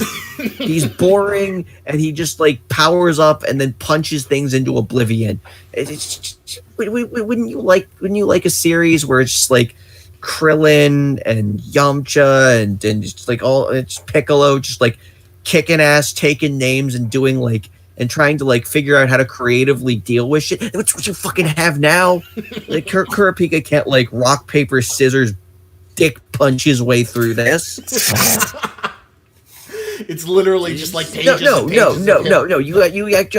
actually have to think intelligently about the shit you are about to do, because there are consequences to your actions, and you still have this incredibly interesting, complex, and well thought out power system. But now, rather than just like you're going to take that power system and then just like beat somebody over the head with the biggest Nen punch that you can think of, or I guess cut them or fire lasers at them. No. And now you have like all these weird fucking powers that interact and counteract each other, and it's so much more interesting. It's so much more interesting, and I fucking love this. I just want this to keep going, and I'd be so sad if he shows back up again. Like even fucking Pariston was more interesting than yeah. Me and Isaac have been joking, like half joking almost, but like probably one of the most interesting things that could happen in this series would be like having Hisoka, Chrollo, and Pariston all in a room together. That's like, don't forget what would happen. There's something like that. Jesus Christ! I just imagine that Pariston's entire goal would just be to like blue ball Hisoka so hard that he kills himself.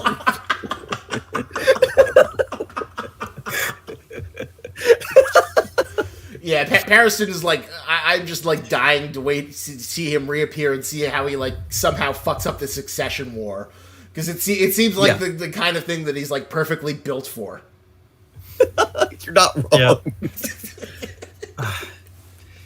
I just love this series so much. I'm so glad you're picking this up, Scott. Oh, it's so fucking good once you get gone out of the way. But what? I'm pissed it took this long, but goddamn. I never asked you. What do you think of Chimera Ant arc? I think we talked about it a little. Oh, that was a lot of fun. Jesus Christ, that is one of my.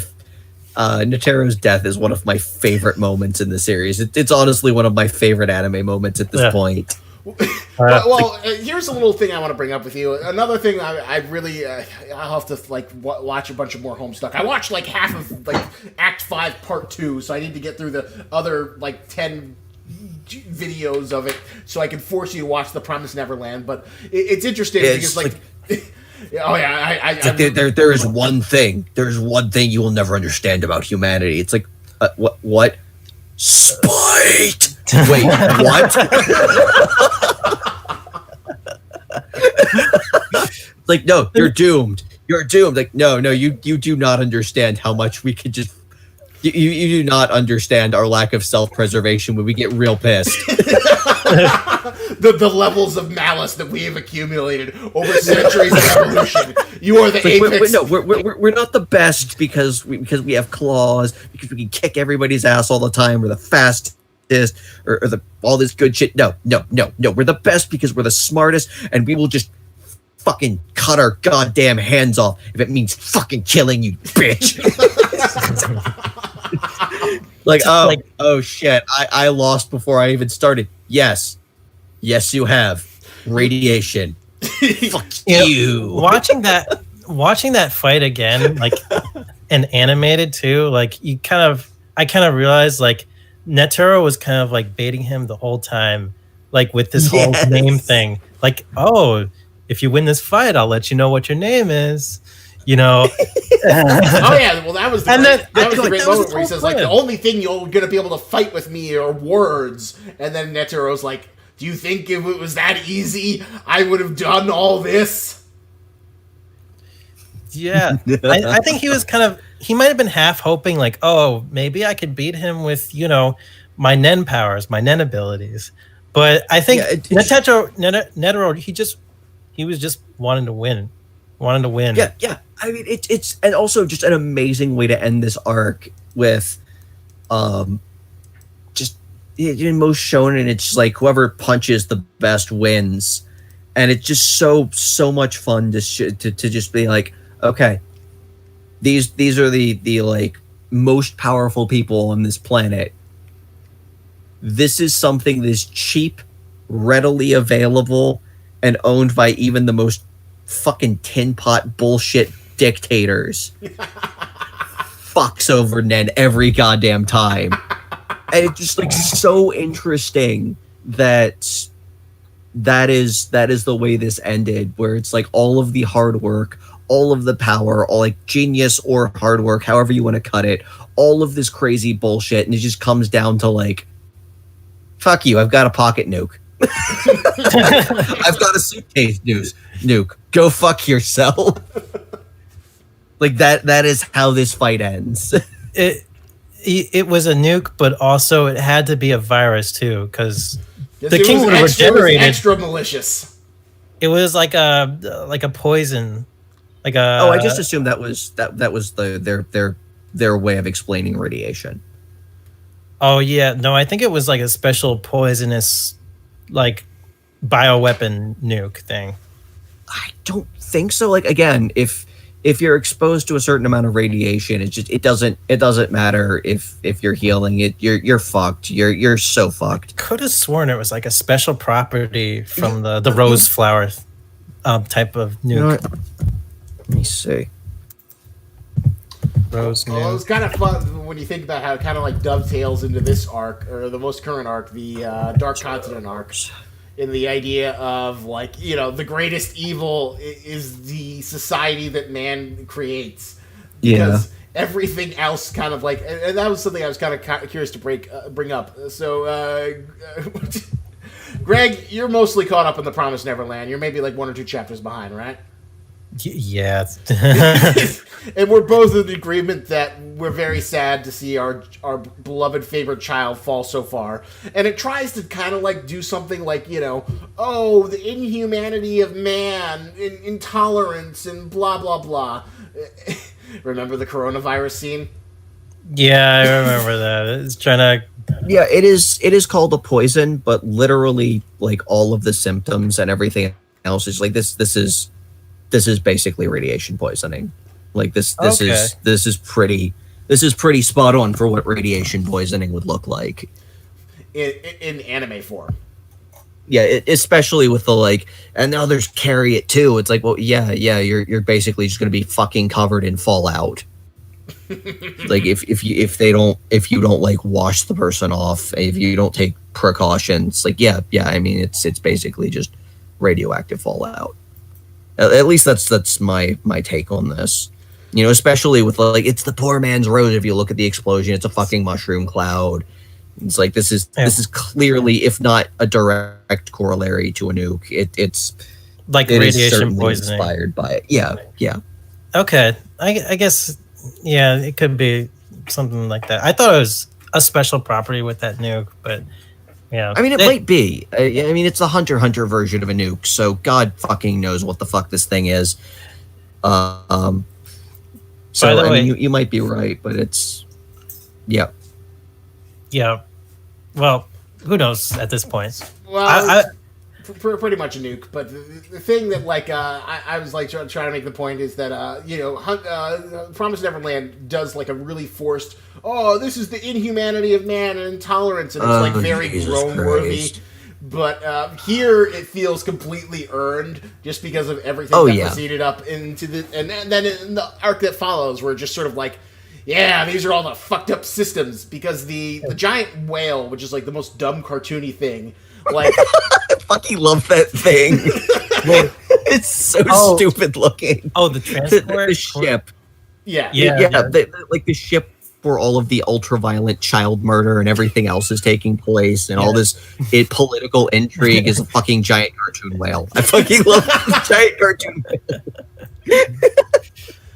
That is kind of great, isn't it? Yeah. It just feels like this wonderful, terrible microcosm of society where, you know, Krapika has to, like, social climb just to get his eyes back, and he has to go through so much bureaucratic shit just to do that, and like, he has to go through this program to, like, try and teach all the other guards Nen, and half of them don't believe him, half of them are suspicious, and when he tries to teach the class, there's this douchebag who's, like, doing assassinations for it. Nothing can go right. Jesus Christ.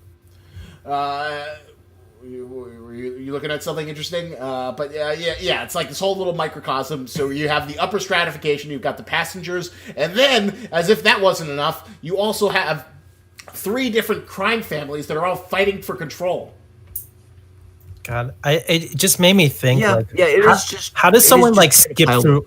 How does someone skip through all the bureaucratic shit through this ship?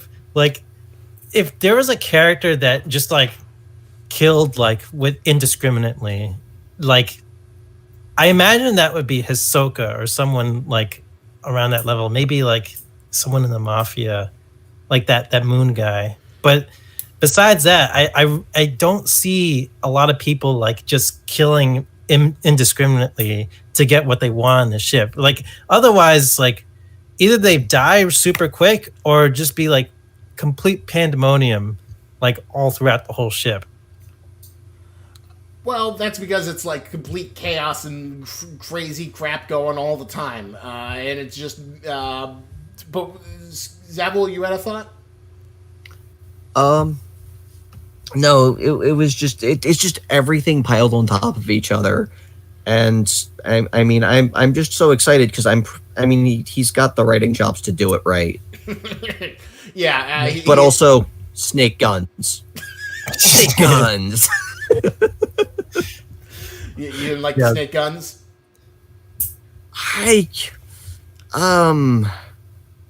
Oh god. Okay, detail. It's just so fucking weird. I don't know if I like the snake guns. I mean, they were funny in in One Piece where you have like the dog bazooka, but I'm just like snake guns. I don't fuck. Although Goro probably recognizes them as a little bit of an homage to JoJo Part 5, now that you've seen... Oh, with Giorno's power. I did not recognize that. I guess it is kind of like Giorno's power, yeah. That's totally like, you turn inanimate objects into living things. And they can also maintain the power of, things that they have. Holy shit, I did not even see that. I'm surprised they didn't make that connection. But, yeah. Zabul, did you like one of my favorite chapters, the mini masterpiece where the two sisters tried to escape? And it was I think it was chapter 383. Oh yeah, that was really good. I did enjoy that, especially the Nen beast that takes the form of whichever one of them dies and takes over kind of their life. Nen beyond death. Yeah. That was really touching, actually. The sister sacrificed herself with a power like that.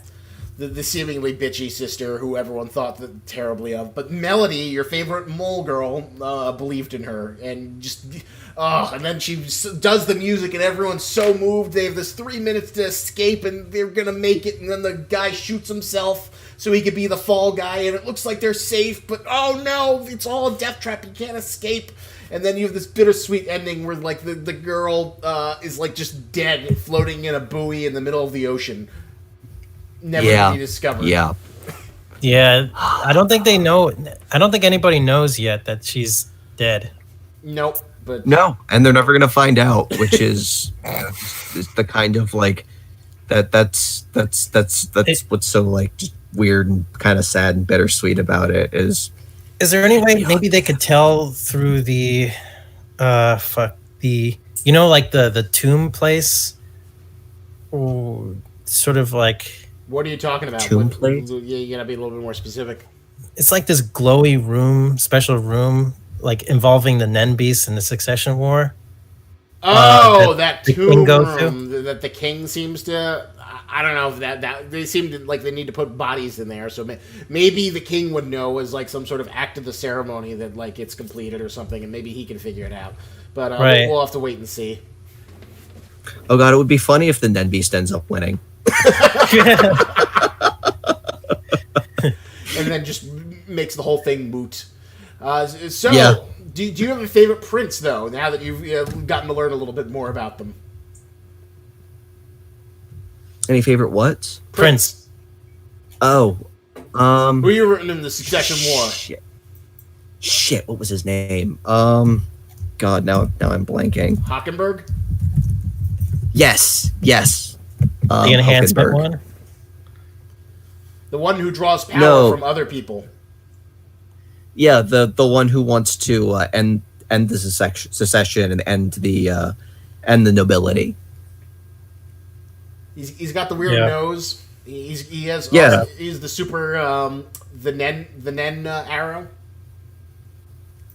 Yeah, he's the one who is like not a dick. Who's little by little. Let's make this clear. The one that's not a dick. One of the only ones that just isn't a dick. Yeah, he's one of the more empathetic ones, and it's great that he's like, his powers, like, the more people he has around him who believes in him, the more powerful he gets, and he's just sort of like, is a counterpoint towards evil terrorist Tursunik who's just like completely malevolent and evil, and the ultimate like Patrick Bateman American Psycho who just it's like a more intelligent version of what you imagine the Trump children are like. Oh God.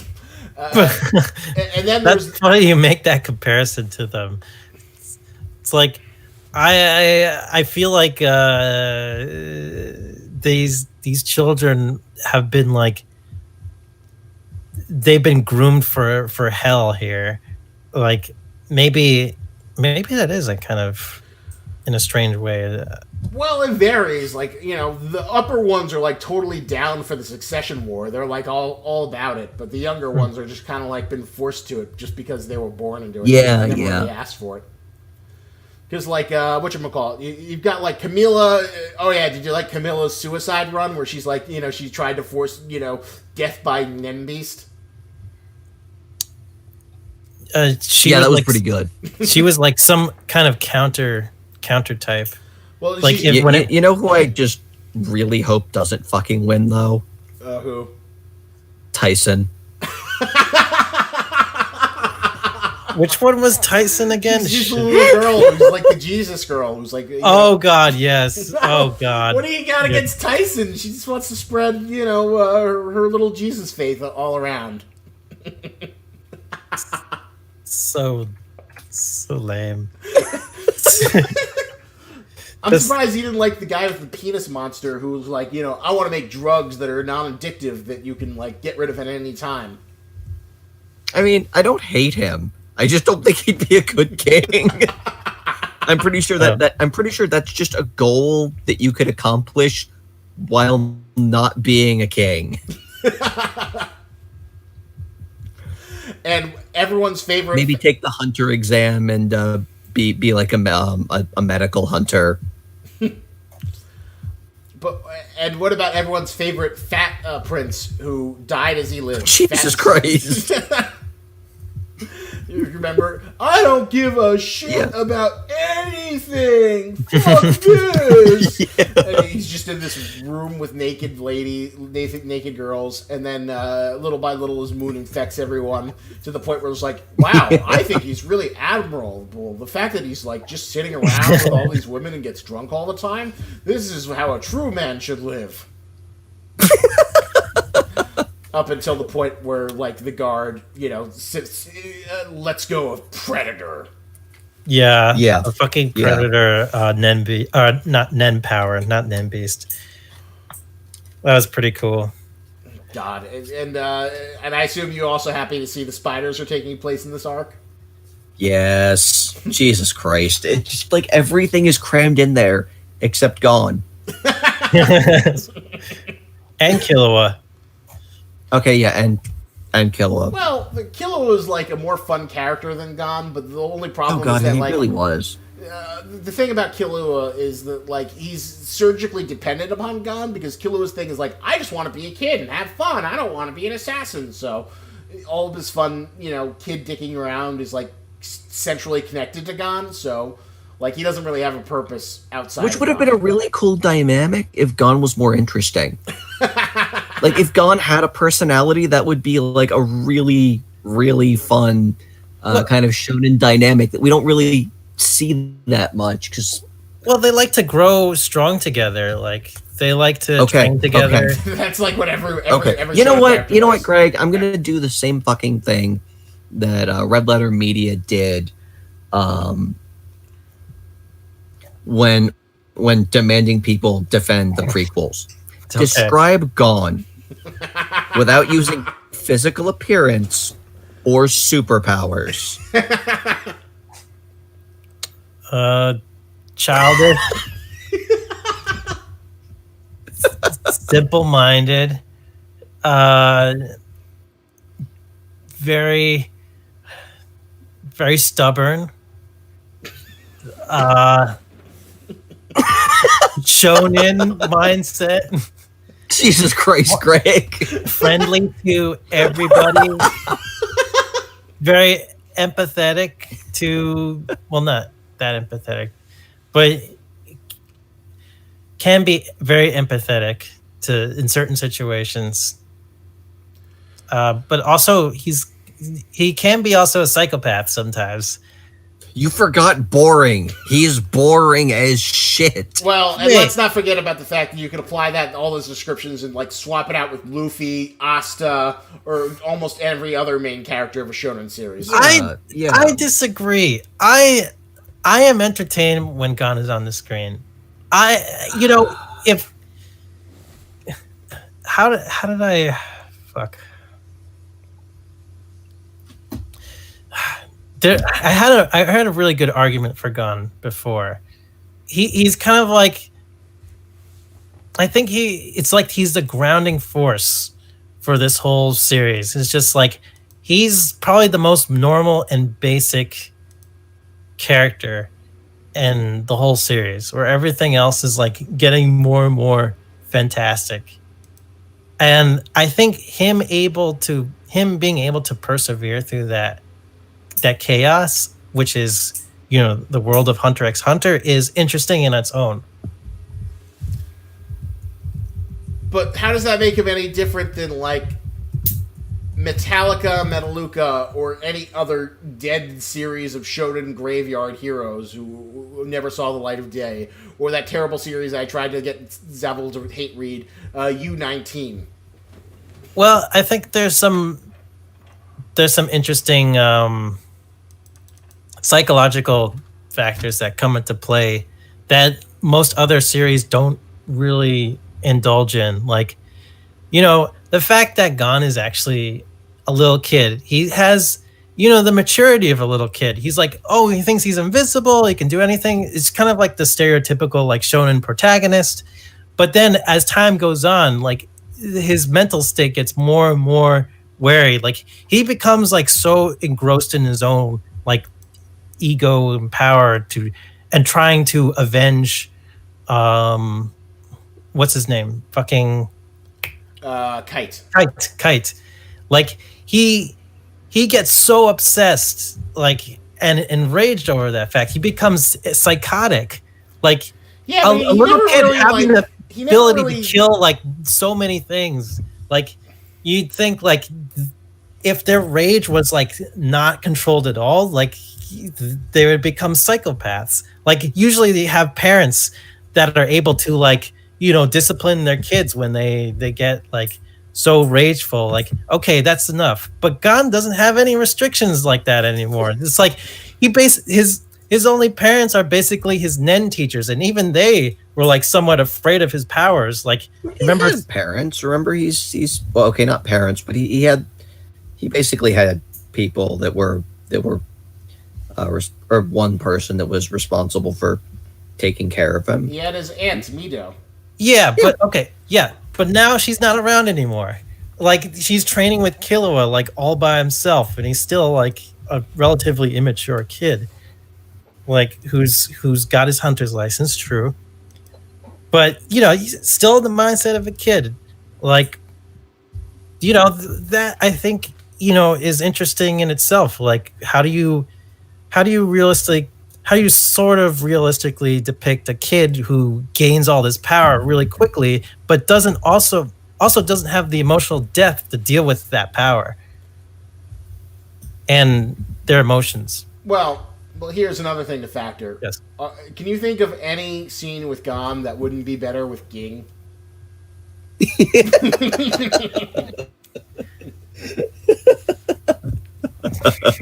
We haven't seen much of him, but every time he's on, Ging is always a pleasure to show, but I like the diversity of characters Togashi brings, and so I can appreciate, even the childish mind of Gon to an extent. I think there's a little bit more depth than you guys are giving credit for. I've seen many a video essay arguing, but I still don't think he's like that different from your standard shonen fight bro. Although, speaking of fight bro, what did you think of the big payoff for the Hisoka Crollo fight that we've been waiting for?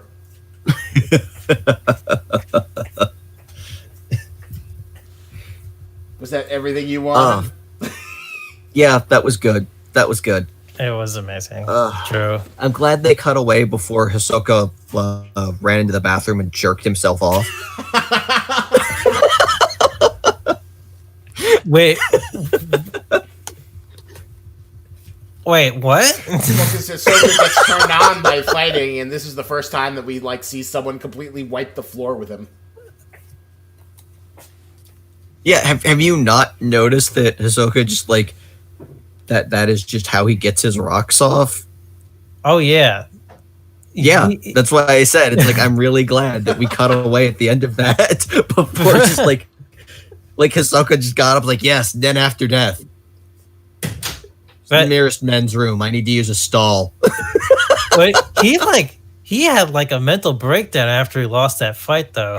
That was like we've never seen Hisoka quite like this though. He kind of like No. He's always had a code, but I think something snapped in him. Yeah, that's the most glorious part. I love the fact that the fight begins like normally you think like it's stupid. Oh, why are you revealing all your powers? Blah blah blah. But one, it's interesting exposition, and two, it's sort of like Crollo flexing, like sort of, all right, you sure you don't want to do this to the death? Because this is everything I'm going to work with.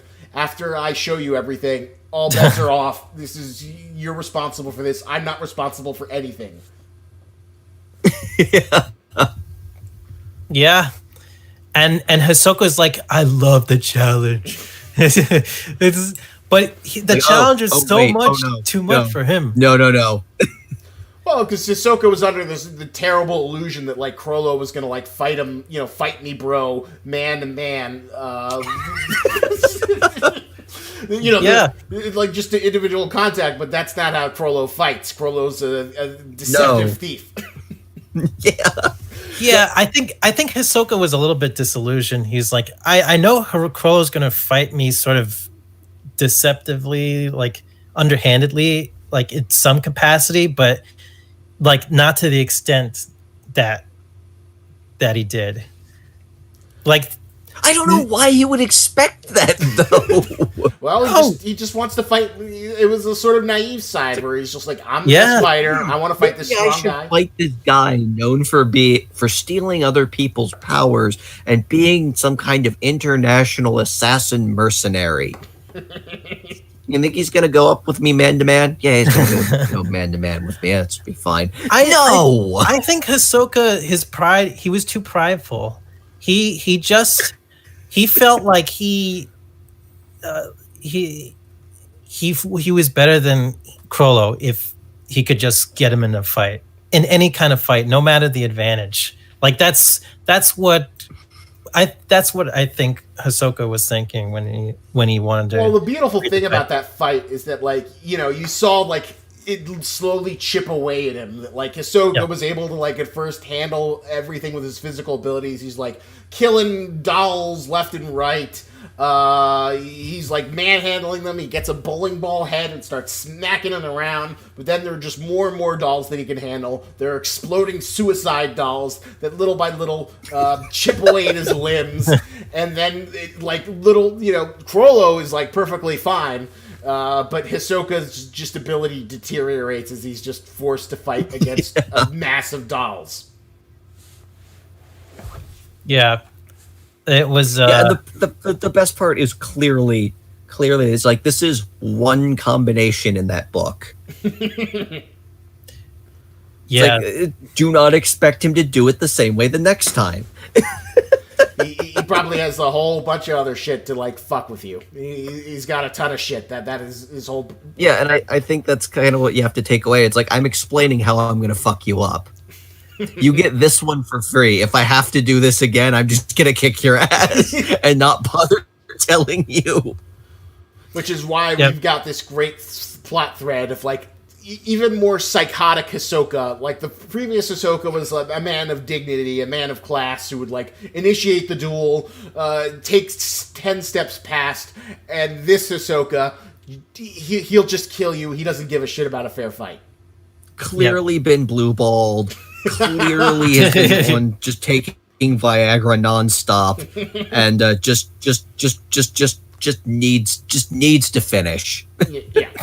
This is a Hisoka who's just like And I love it that he's like this element that we're just like waiting to resurface. We don't know when he's going to show up. We just know that there's going to probably be this like double page or full page spread where you just see him and he's got this malevolent smile. And then the day when you read that page, you're going to be like, I know.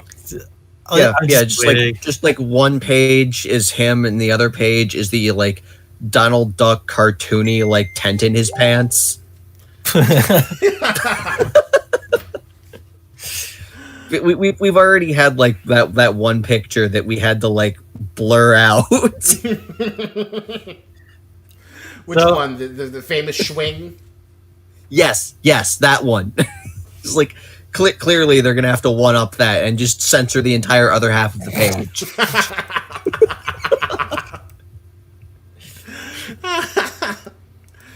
Yeah, that sounds about right. That seems like now I want to know if there is an AMV with Hisoka and jizz in my pants. You know what? I wouldn't put it past YouTube. Wouldn't put it past YouTube. That would be now I kind of want to see that. Now I have to look to see if that exists. But yeah, that's just like one. And did you like the introduction of Camilla's Suicide Squad, which is yet another element? That is interesting, especially considering Camilla is now imprisoned by the first son. By I forget his name. That is Benjamin. Benjamin, I think, is the first son. Benjamin, right? So how are they gonna? How are they gonna? Are they gonna try and break her out free, or they're just gonna target all the other princes? I think they're just gonna target all the other princes. The whole point is they have to become so consumed and obsessed with their prince that they're gonna like wait for the right time for the ultimate suicide, so their Nen curse will ultimately kill the prince. And basically, she should, assumingly, if her plan goes perfectly. They'll all get to kill their princes, and then she'll just win. And these Suicide Squad members, they're only associated for family members who are below her, right? So she wouldn't have any within Benjamin's crew, right? No, I don't think so. Because remember, they said that there's this whole civilization of like lower caste people that she could just like get recruits from who have nothing better to do. Right. No, I wasn't necessarily talking about that. It's like the structure of the Kakin royal family is like whoever is the highest in the. She turned to me, that's when she said it. Looked me dead in the face, asked cash or credit, and I shizzed in my pants. It's perfectly normal, nothing wrong with me, but we're going to need a cleanup on aisle 3. And now I'm posed in an awkward stance because I shizzed in my pants. Yes, I shizzed in my pants. I jizz in my pants, I jizz in my pants.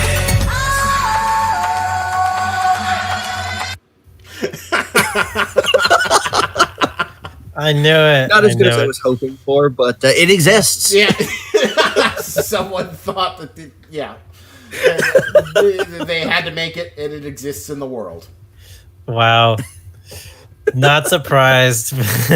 But I'm glad it does. The world's just a little bit brighter because of that. I think there's even there's a terrifying like light up doll figurine of like. Oh Jesus Christ! Has, really? Yeah, that has batteries. Go look it up. Fuck. You've never seen that before? There's like a Hisoka light up. Oh doll. Jesus Christ! It is. It's real. Jesus, what the Hisoka light up doll? Yes. What the fuck? What? What? Oh my god! I can.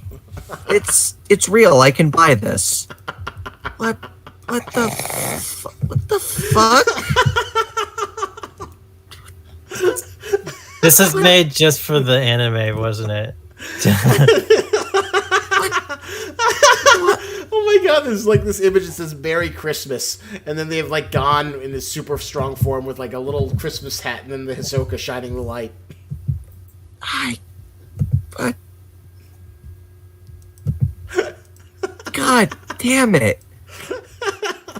I am torn between what the fuck is this, and I need one of these, but both of my girlfriends would kill me if I bought this and put it out. Yeah, it's so beautifully tasteless, right? Yeah, I need to have one. I just don't know what I would do with it once I have it. You can't bring it into work. I don't think I could take it anywhere. It would just sit in its box. It would just be like an oddity that I could just trot out every once in a while to prove it exists to people. The ultimate piece of merchandise. I mean, I'm not gonna buy one. It's like $150 and like $100 in shipping. But Jesus, I could have one. You could take selfies with it. God, the amount of useless shit I would buy if I was like a millionaire. That's a wonderful, wonderful thing. Thank you, Japan. All right, so it's getting a late hour. Any other final interesting thoughts or revelations you'd like to talk about this brilliant arc that we're in? Anything you especially love? Anything you're not enjoying? An overall rating for the thing that we are, and as we enjoy this, wait for this hiatus to end. No, I think that's it. So far, you're enjoying it. It's like your and you think it's like your favorite Hunter x Hunter arc. Oh yeah. Oh Yeah. How does this? I'm pissed that it's on hiatus, but that's. I knew what I was getting into. And are you happy now that you are finally on the Hunter x Hunter train? Yeah, that when it comes back, you can add it to your little manga reading repertoire, and Yeah. Now I can read Berserk and do literally anything to avoid reading Promised Neverland. Oh, Berserk? Isaac, I will read literally anything but that. You're gonna read Berserk? Don't make me do it. Come on, man! It's almost over. I think it's almost over. We gotta have our final. Come on, don't make me do it. I don't wanna. we gotta take our little Emma to the side. We gotta take her to the shed. Oh God, but I don't want to do it. It's terrible. I don't want to. Take our Emma to the shed. we gotta tell her we know you Okay, tried. now that you've put it like that, I feel a little bit better about reading it. we gotta let Emma talk about wanting to pet the rabbits and everything. We gotta tell Emma, look at the flowers, You were the chosen one for a little bit, but you've been replaced in our heart. It's time to put you out to pasture. You were the chosen one, and we gotta tell her before it's gone that, like, we're glad that you began the series and ended the series without having any superpowers, but you weren't quite as smart as you thought you were. Yeah. And then, and then dig a little grave there. And just say, I'll get the pet the rabbits. Fine. God. Fine, I'll do it. Yes, I have to. The death throes. Are you serious about picking up Berserk? Because I'll probably start reading it too again. Yeah.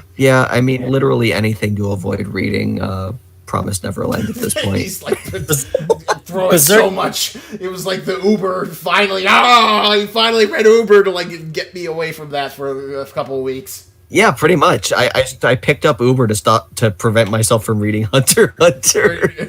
I'm sorry, not Hunter x Hunter. To prevent myself from reading Promised Neverland, and then I went through Hunter x Hunter for the same reason. Oh yeah. And now I was like, well, I can read Berserk. Would you like that? Can we do that instead? Like, anything else? Like, anything else? Just give me something else. God damn it! I guess we'll be here for Berserk before we could finally put a eulogy. Although I'm really curious, like, Promised Neverland seems to be at this weird point where it's like it's supposed to be wrapping up, but they keep on throwing shit in, like they want to keep the series going. So they're at a big crossroads right now, and the latest Froze. Froze. You still there? No. Yeah, there he goes. Am I back? I wonder how long it's going to take him to realize he froze. Am I back now? Yep, you're Yep. back. Okay, so Yep. what I was gonna say about the Promised Neverland was that, like, so right now in the manga, it feels like they're at a crossroads where, oh yeah, here's the really weird thing about the Promised Neverland. Like, apparently it like became really super successful, and the manga like last year like sold 7 million copies. Yeah, I remember that. Which is really strange that it like became such a mega hit. So now it's like a question of like, are we gonna like keep this like stretch this out artificially by just keep on adding shit, or are we just gonna like bring it to a close? So it's at a like weird point. Oh, you are not making me want to read this. I think it's gonna end. It should end, but like I'm morbidly curious if they're gonna like try and milk it out. But it feels like it's gonna end in the next 2 or 3 chapters. I get the feeling too, but I could be very wrong. And Because it's really interesting. Like, have you heard of Demon Slayer? Nope. So Demon Slayer is the new shonen hotness. It is the sensation that has taken over the nation. It is very successful. You've probably seen it even if you didn't know what it was. It was a recent running series in Shonen Jump, and it had a really great anime adaptation that was like above and beyond what I think the material really deserved. But but you know, it was a really great adaptation. So now everyone's running around dressing up as this Tanjiro kid. Everyone's dressing up as the girl with her little whatchamacallit, her little Nezuko with her little bondage bamboo muzzle. Yeah. But the manga just ended. And I was kind of curious to see, like, this thing is super successful. Isn't it your incentive to just, like, keep it going forever? But after it's super successul, they just, you know, this is the final battle. This is where we're going to fight the big guy where all the demons come from.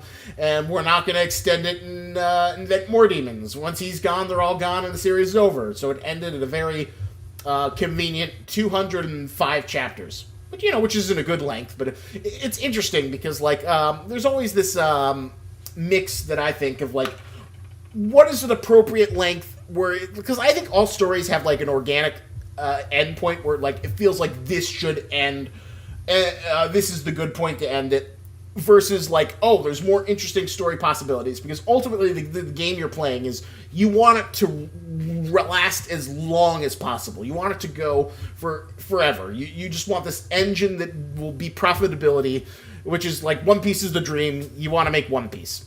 And it's funny to see like something that is really successful. It's like, come on, you can milk it. But then it's just like, I guess the creator's like, nah, we're done. Call me for my next work. Even though Demon Slayer is like really successful, but now it is a cap on that success. Even though the anime season is like super successful, and they're doing a really interesting thing where like the next arc they're just like gonna do a movie, but it's gonna adapt canon material, and then assumingly the second season will adapt more of the the rest of the manga.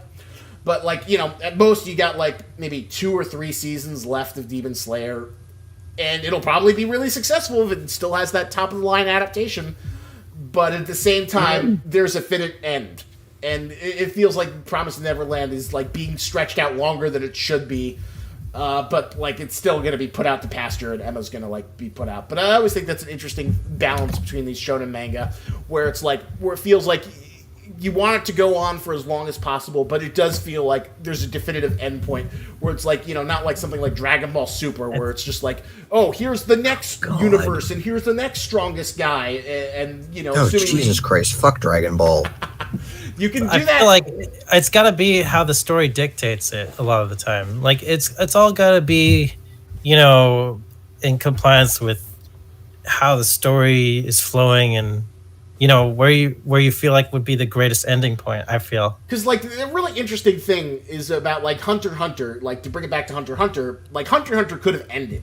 Like the anime ends like right after the election arc in that like big silent chapter where they like show everyone, and that felt like that could have been a series ending chapter.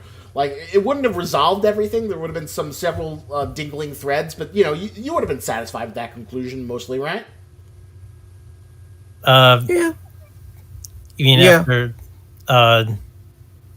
Sorry, we're talking about Hunter x Hunter Yes. now, right? Yeah. And when Jing and Gon finally meet, Yeah, at the end, after Jing and Gon finally meet, there's that silent epilogue chapter where there's no dialogue and it just tells you, and it like shows off everyone where they're doing, what they're doing in life. Kite's research assistants are watching the birds fly. Moral and the other guy, the suave guy, are making the bet over who came first. They're paying tribute to Netero, and that felt like a series-ending chapter. But Togashi was like, "I got more story to tell." yeah, and I thought, I would love to hear Togashi continue the story even beyond what we initially dreamed of. Like meeting Jing seemed like the end all be all, but like, what was Jing doing this whole time? We get to learn little bits and pieces of that. Like suddenly the story starts to shift to like more interest in the Dark Continent and like, oh, what's the, how much has Jing like learned over the years? Like what's his level? What's his like Nen comprehension level at? Like what's the limit of his abilities? I mean, I'm not as interested as what his Nen comprehension level is, as I guess like what he's been actually doing and kind of what his goals are. It's like I don't care what his power levels are, which is why I'm enjoying the secession arc so much, because it's fuck power levels. It's like this is far more interesting. So you're right.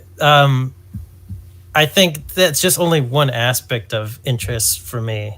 Whereas like, I want to learn like what is his Nen power? Like how is he so like attuned to Nen more so than any other person that we've seen in the series? Like what's the secret behind his ability to, to just be so skillful with it? For Hunter x Hunter, ultimately it's been great. We've all been really happy to see the series continue, and we think like the stuff that he's continued to do has been maybe some of the best, most interesting material he's done in the entire series. It's been super, hyper, mega engaging. So that's an example of like where being stretched out feels good, but then obviously there's like grasping at straws. We just gotta stretch this shit out for as much as I can to like try and keep the power ceiling and keep people engaged to keep this damn thing profitable. Yeah, and I still think that's kind of a misleading thing. Is like you don't need just constant power growth to keep people interested. You really just need a well thought out story. It's like you don't need constant new attacks and new power ups and shit like that. I would much rather watch Kurapika do whatever the fuck he's doing any day of the week than watch just people beat the ever loving shit out of each other. So I think the thing is that I think that maybe comes to a universal truth. As long as the stakes are interesting and are emotionally engaging, you can keep things going forward. Oh yeah. I mean, fuck. I think it's One Piece and Detective Conan are the two longest running, and I don't think there are any superpowers in Detective Conan. I think so. Although there's also the boxing manga, Haji no Ippo, that I think has also been running really, really long. Yeah. So I mean, isn't he able to transform into an adult with Conan? Like he's able to transform from kid to adult. No, I think he's always a kid. I think he's always a kid. I don't think he ever transforms back into an adult. But you're right, that is like the only supernatural thing I think is in the series.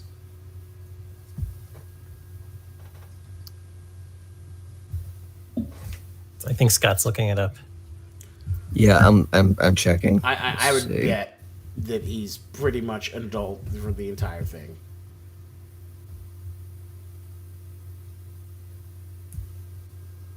Forms him into a child.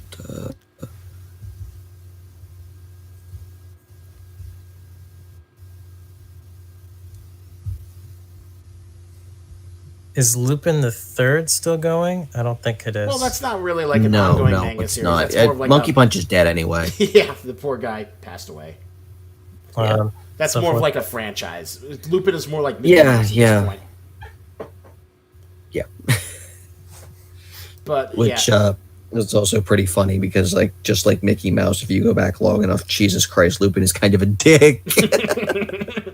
He's kind of been softened, but he's also been like endlessly reinterpreted.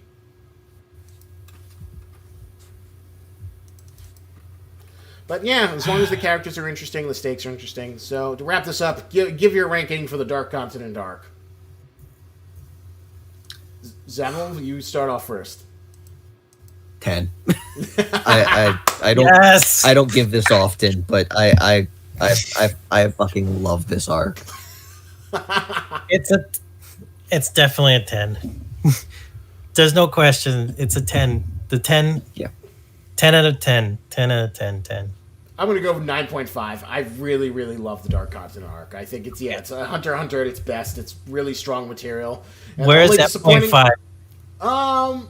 Maybe sort of like the frustrating element of like there are things that like I really want to see. I want to see Hisoka come back. I want to see the Zodiacs do something, and that we're not quite seeing that. So I wish. I mean, I feel like we're midway through the arc is the problem. So we don't I feel like shit has yet to hit the fan. Yeah, that is true. It feels like there's that big banquet, and then he's going to do another version of, like, the palace entry, where it's just, like, all the shit going down at once, and then he's going to have, like, everything smashed together like a giant car crash. You know it's coming. It's just, you got to have a tiny bit more patience. Just, that is true. But it's... Yeah, sometime in the next 3 years. Even if you're, even if it comes back, even if it shows up like that much later, like there's still so much like to engross yourself in throughout this whole arc. Yeah, there's a lot of great meat in it, and even like just the Haley family. The I want to burn the world, and I also still love how like Togashi was able to fit in that really fucked up fact that like the girl was like the incest mistress far more tastefully than any other. Oh god, yeah. Oh yeah, I remember that now. It's just like one little line in the descriptive towel, it like it gives it a lot more depth. It makes everything more seedy, and you don't need to see anything. Yeah. Yeah, it's just like you don't see anything, you don't hear like weird commentary. It's just this one very missable line. I missed it the first time until Isaac pointed it out, and I'm like, oh shit.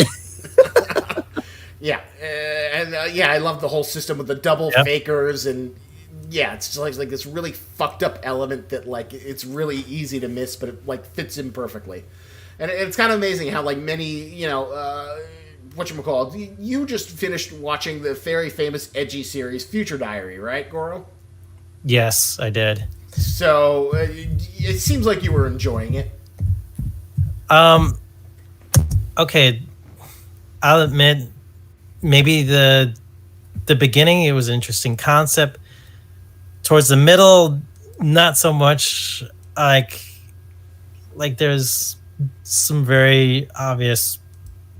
There's some very plot holes going out through the whole story. And then the end that really messed with my watching it.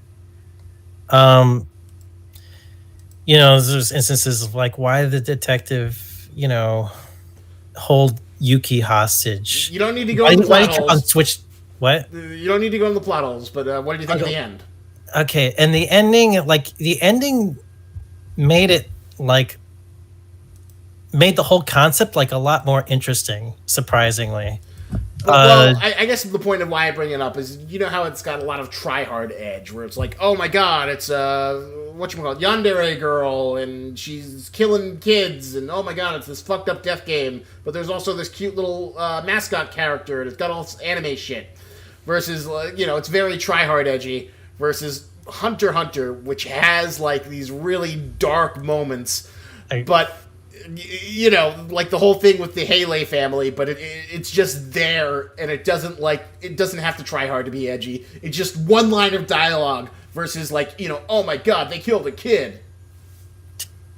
Yeah, they don't shove it in your. Yeah, it's not shoved in your face. It's just like, oh yeah, by the way, Like- here's this. Like, yeah, they'll like throw in stuff like, oh, killed so many people. Like, oh yeah, she's really crazy psycho, but you obviously see through her actions like she's devotedly loyal to Yuki, and Yuki doesn't really have anything to fear, except maybe for like there's certain things wouldn't touch, like Yuki's parents, like unless they were abusive or something. But like it's really hard to mistrust like at a certain point in the thing, and the whole series was like trying to build up the whole thing like, oh, can't be trusted because she's a psychopath or whatever, but it wasn't really shown through that.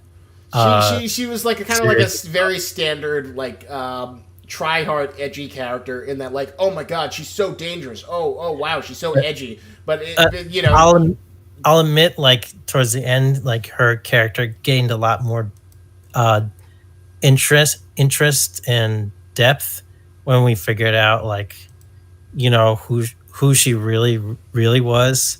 I don't know if I should go into spoilers or not, but it's like it definitely had me intrigued, like making me think like, did the author like plan this from the very beginning? Like, I wonder if I go back to watch it, like if I would understand like everything a lot better.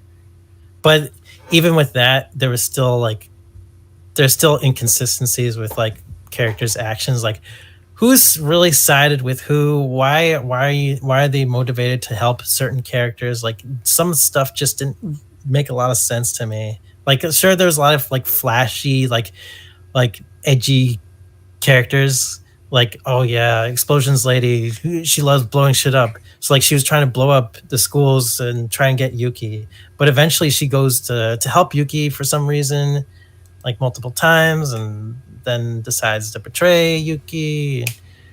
Like, there's a lot of back and forth between this stuff, and it's hard to keep track of who's loyal to who. And one final question for Zavil before we head off. What did you think of the poor Theta storyline of like trying to like disable Tesseract as he becomes like the most nasty Nen user ever seen? Jesus Christ. Oh God, I feel so bad for her. Holy shit. She's like this holy shit. She's like this like character who like isn't super interesting, but like because she's so plain and straight laced, you just feel terrible for her and you just want the best for her. And she's like this, she really is sort of like an everyman character. She's perfect for like inserting yourself and your own thoughts into that. It's like having a really abusive boss, like. Yeah, it's just like you just dumped in. You're like, oh shit, and the boss is like a serial killer rapist. Oh yeah, he's fucking terrifying. He's like one of the fucking creepiest Nen Beast powers ever. Yeah, he's just like this incredible amount of malice, and it's just sort of like, what can you do to keep yourself safe and like help protect the world? But he's not an idiot. He can go completely no, and just this long con of what can you do? Can you disable him? Can you cripple him? Can you kill him and make the world a better place? Yeah. As he proceeds on becoming this horrible, awful monster. Yeah, I still think the best way to deal with him, once you've kind of got that, is he can't keep his power active all the time. Like, the best way to deal with him would have to be some kind of like extreme distance sneak attack or something where it's just like you lull him into a false sense of security where he clearly just doesn't see this coming.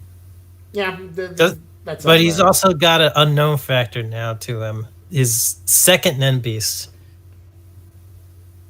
Two Nen Beasts. We don't know what the other one does. Exciting times. Well, we'll have to wait whenever Togashi gets off his ass and decides to deliver us more Hunter x Hunter goodness. So, all right. Thank you for hanging out with us and hanging out with us with the Rambling Ranting Review Hour. This was a triple feature talking about Uber, Chainsaw Man and Hunter x Hunter. We will be back at some point, maybe when Zavil reads Berserk, maybe to talk about One Piece, to do another live stream. I always like doing these live streams. And you can watch them on my second channel, archived, as well as on whatchamacallit, the podcasting site, anchor.fm. And, I'll have a link to that down below. So thank you for hanging out with us. And remember, lobster and tennis, but don't you grab it.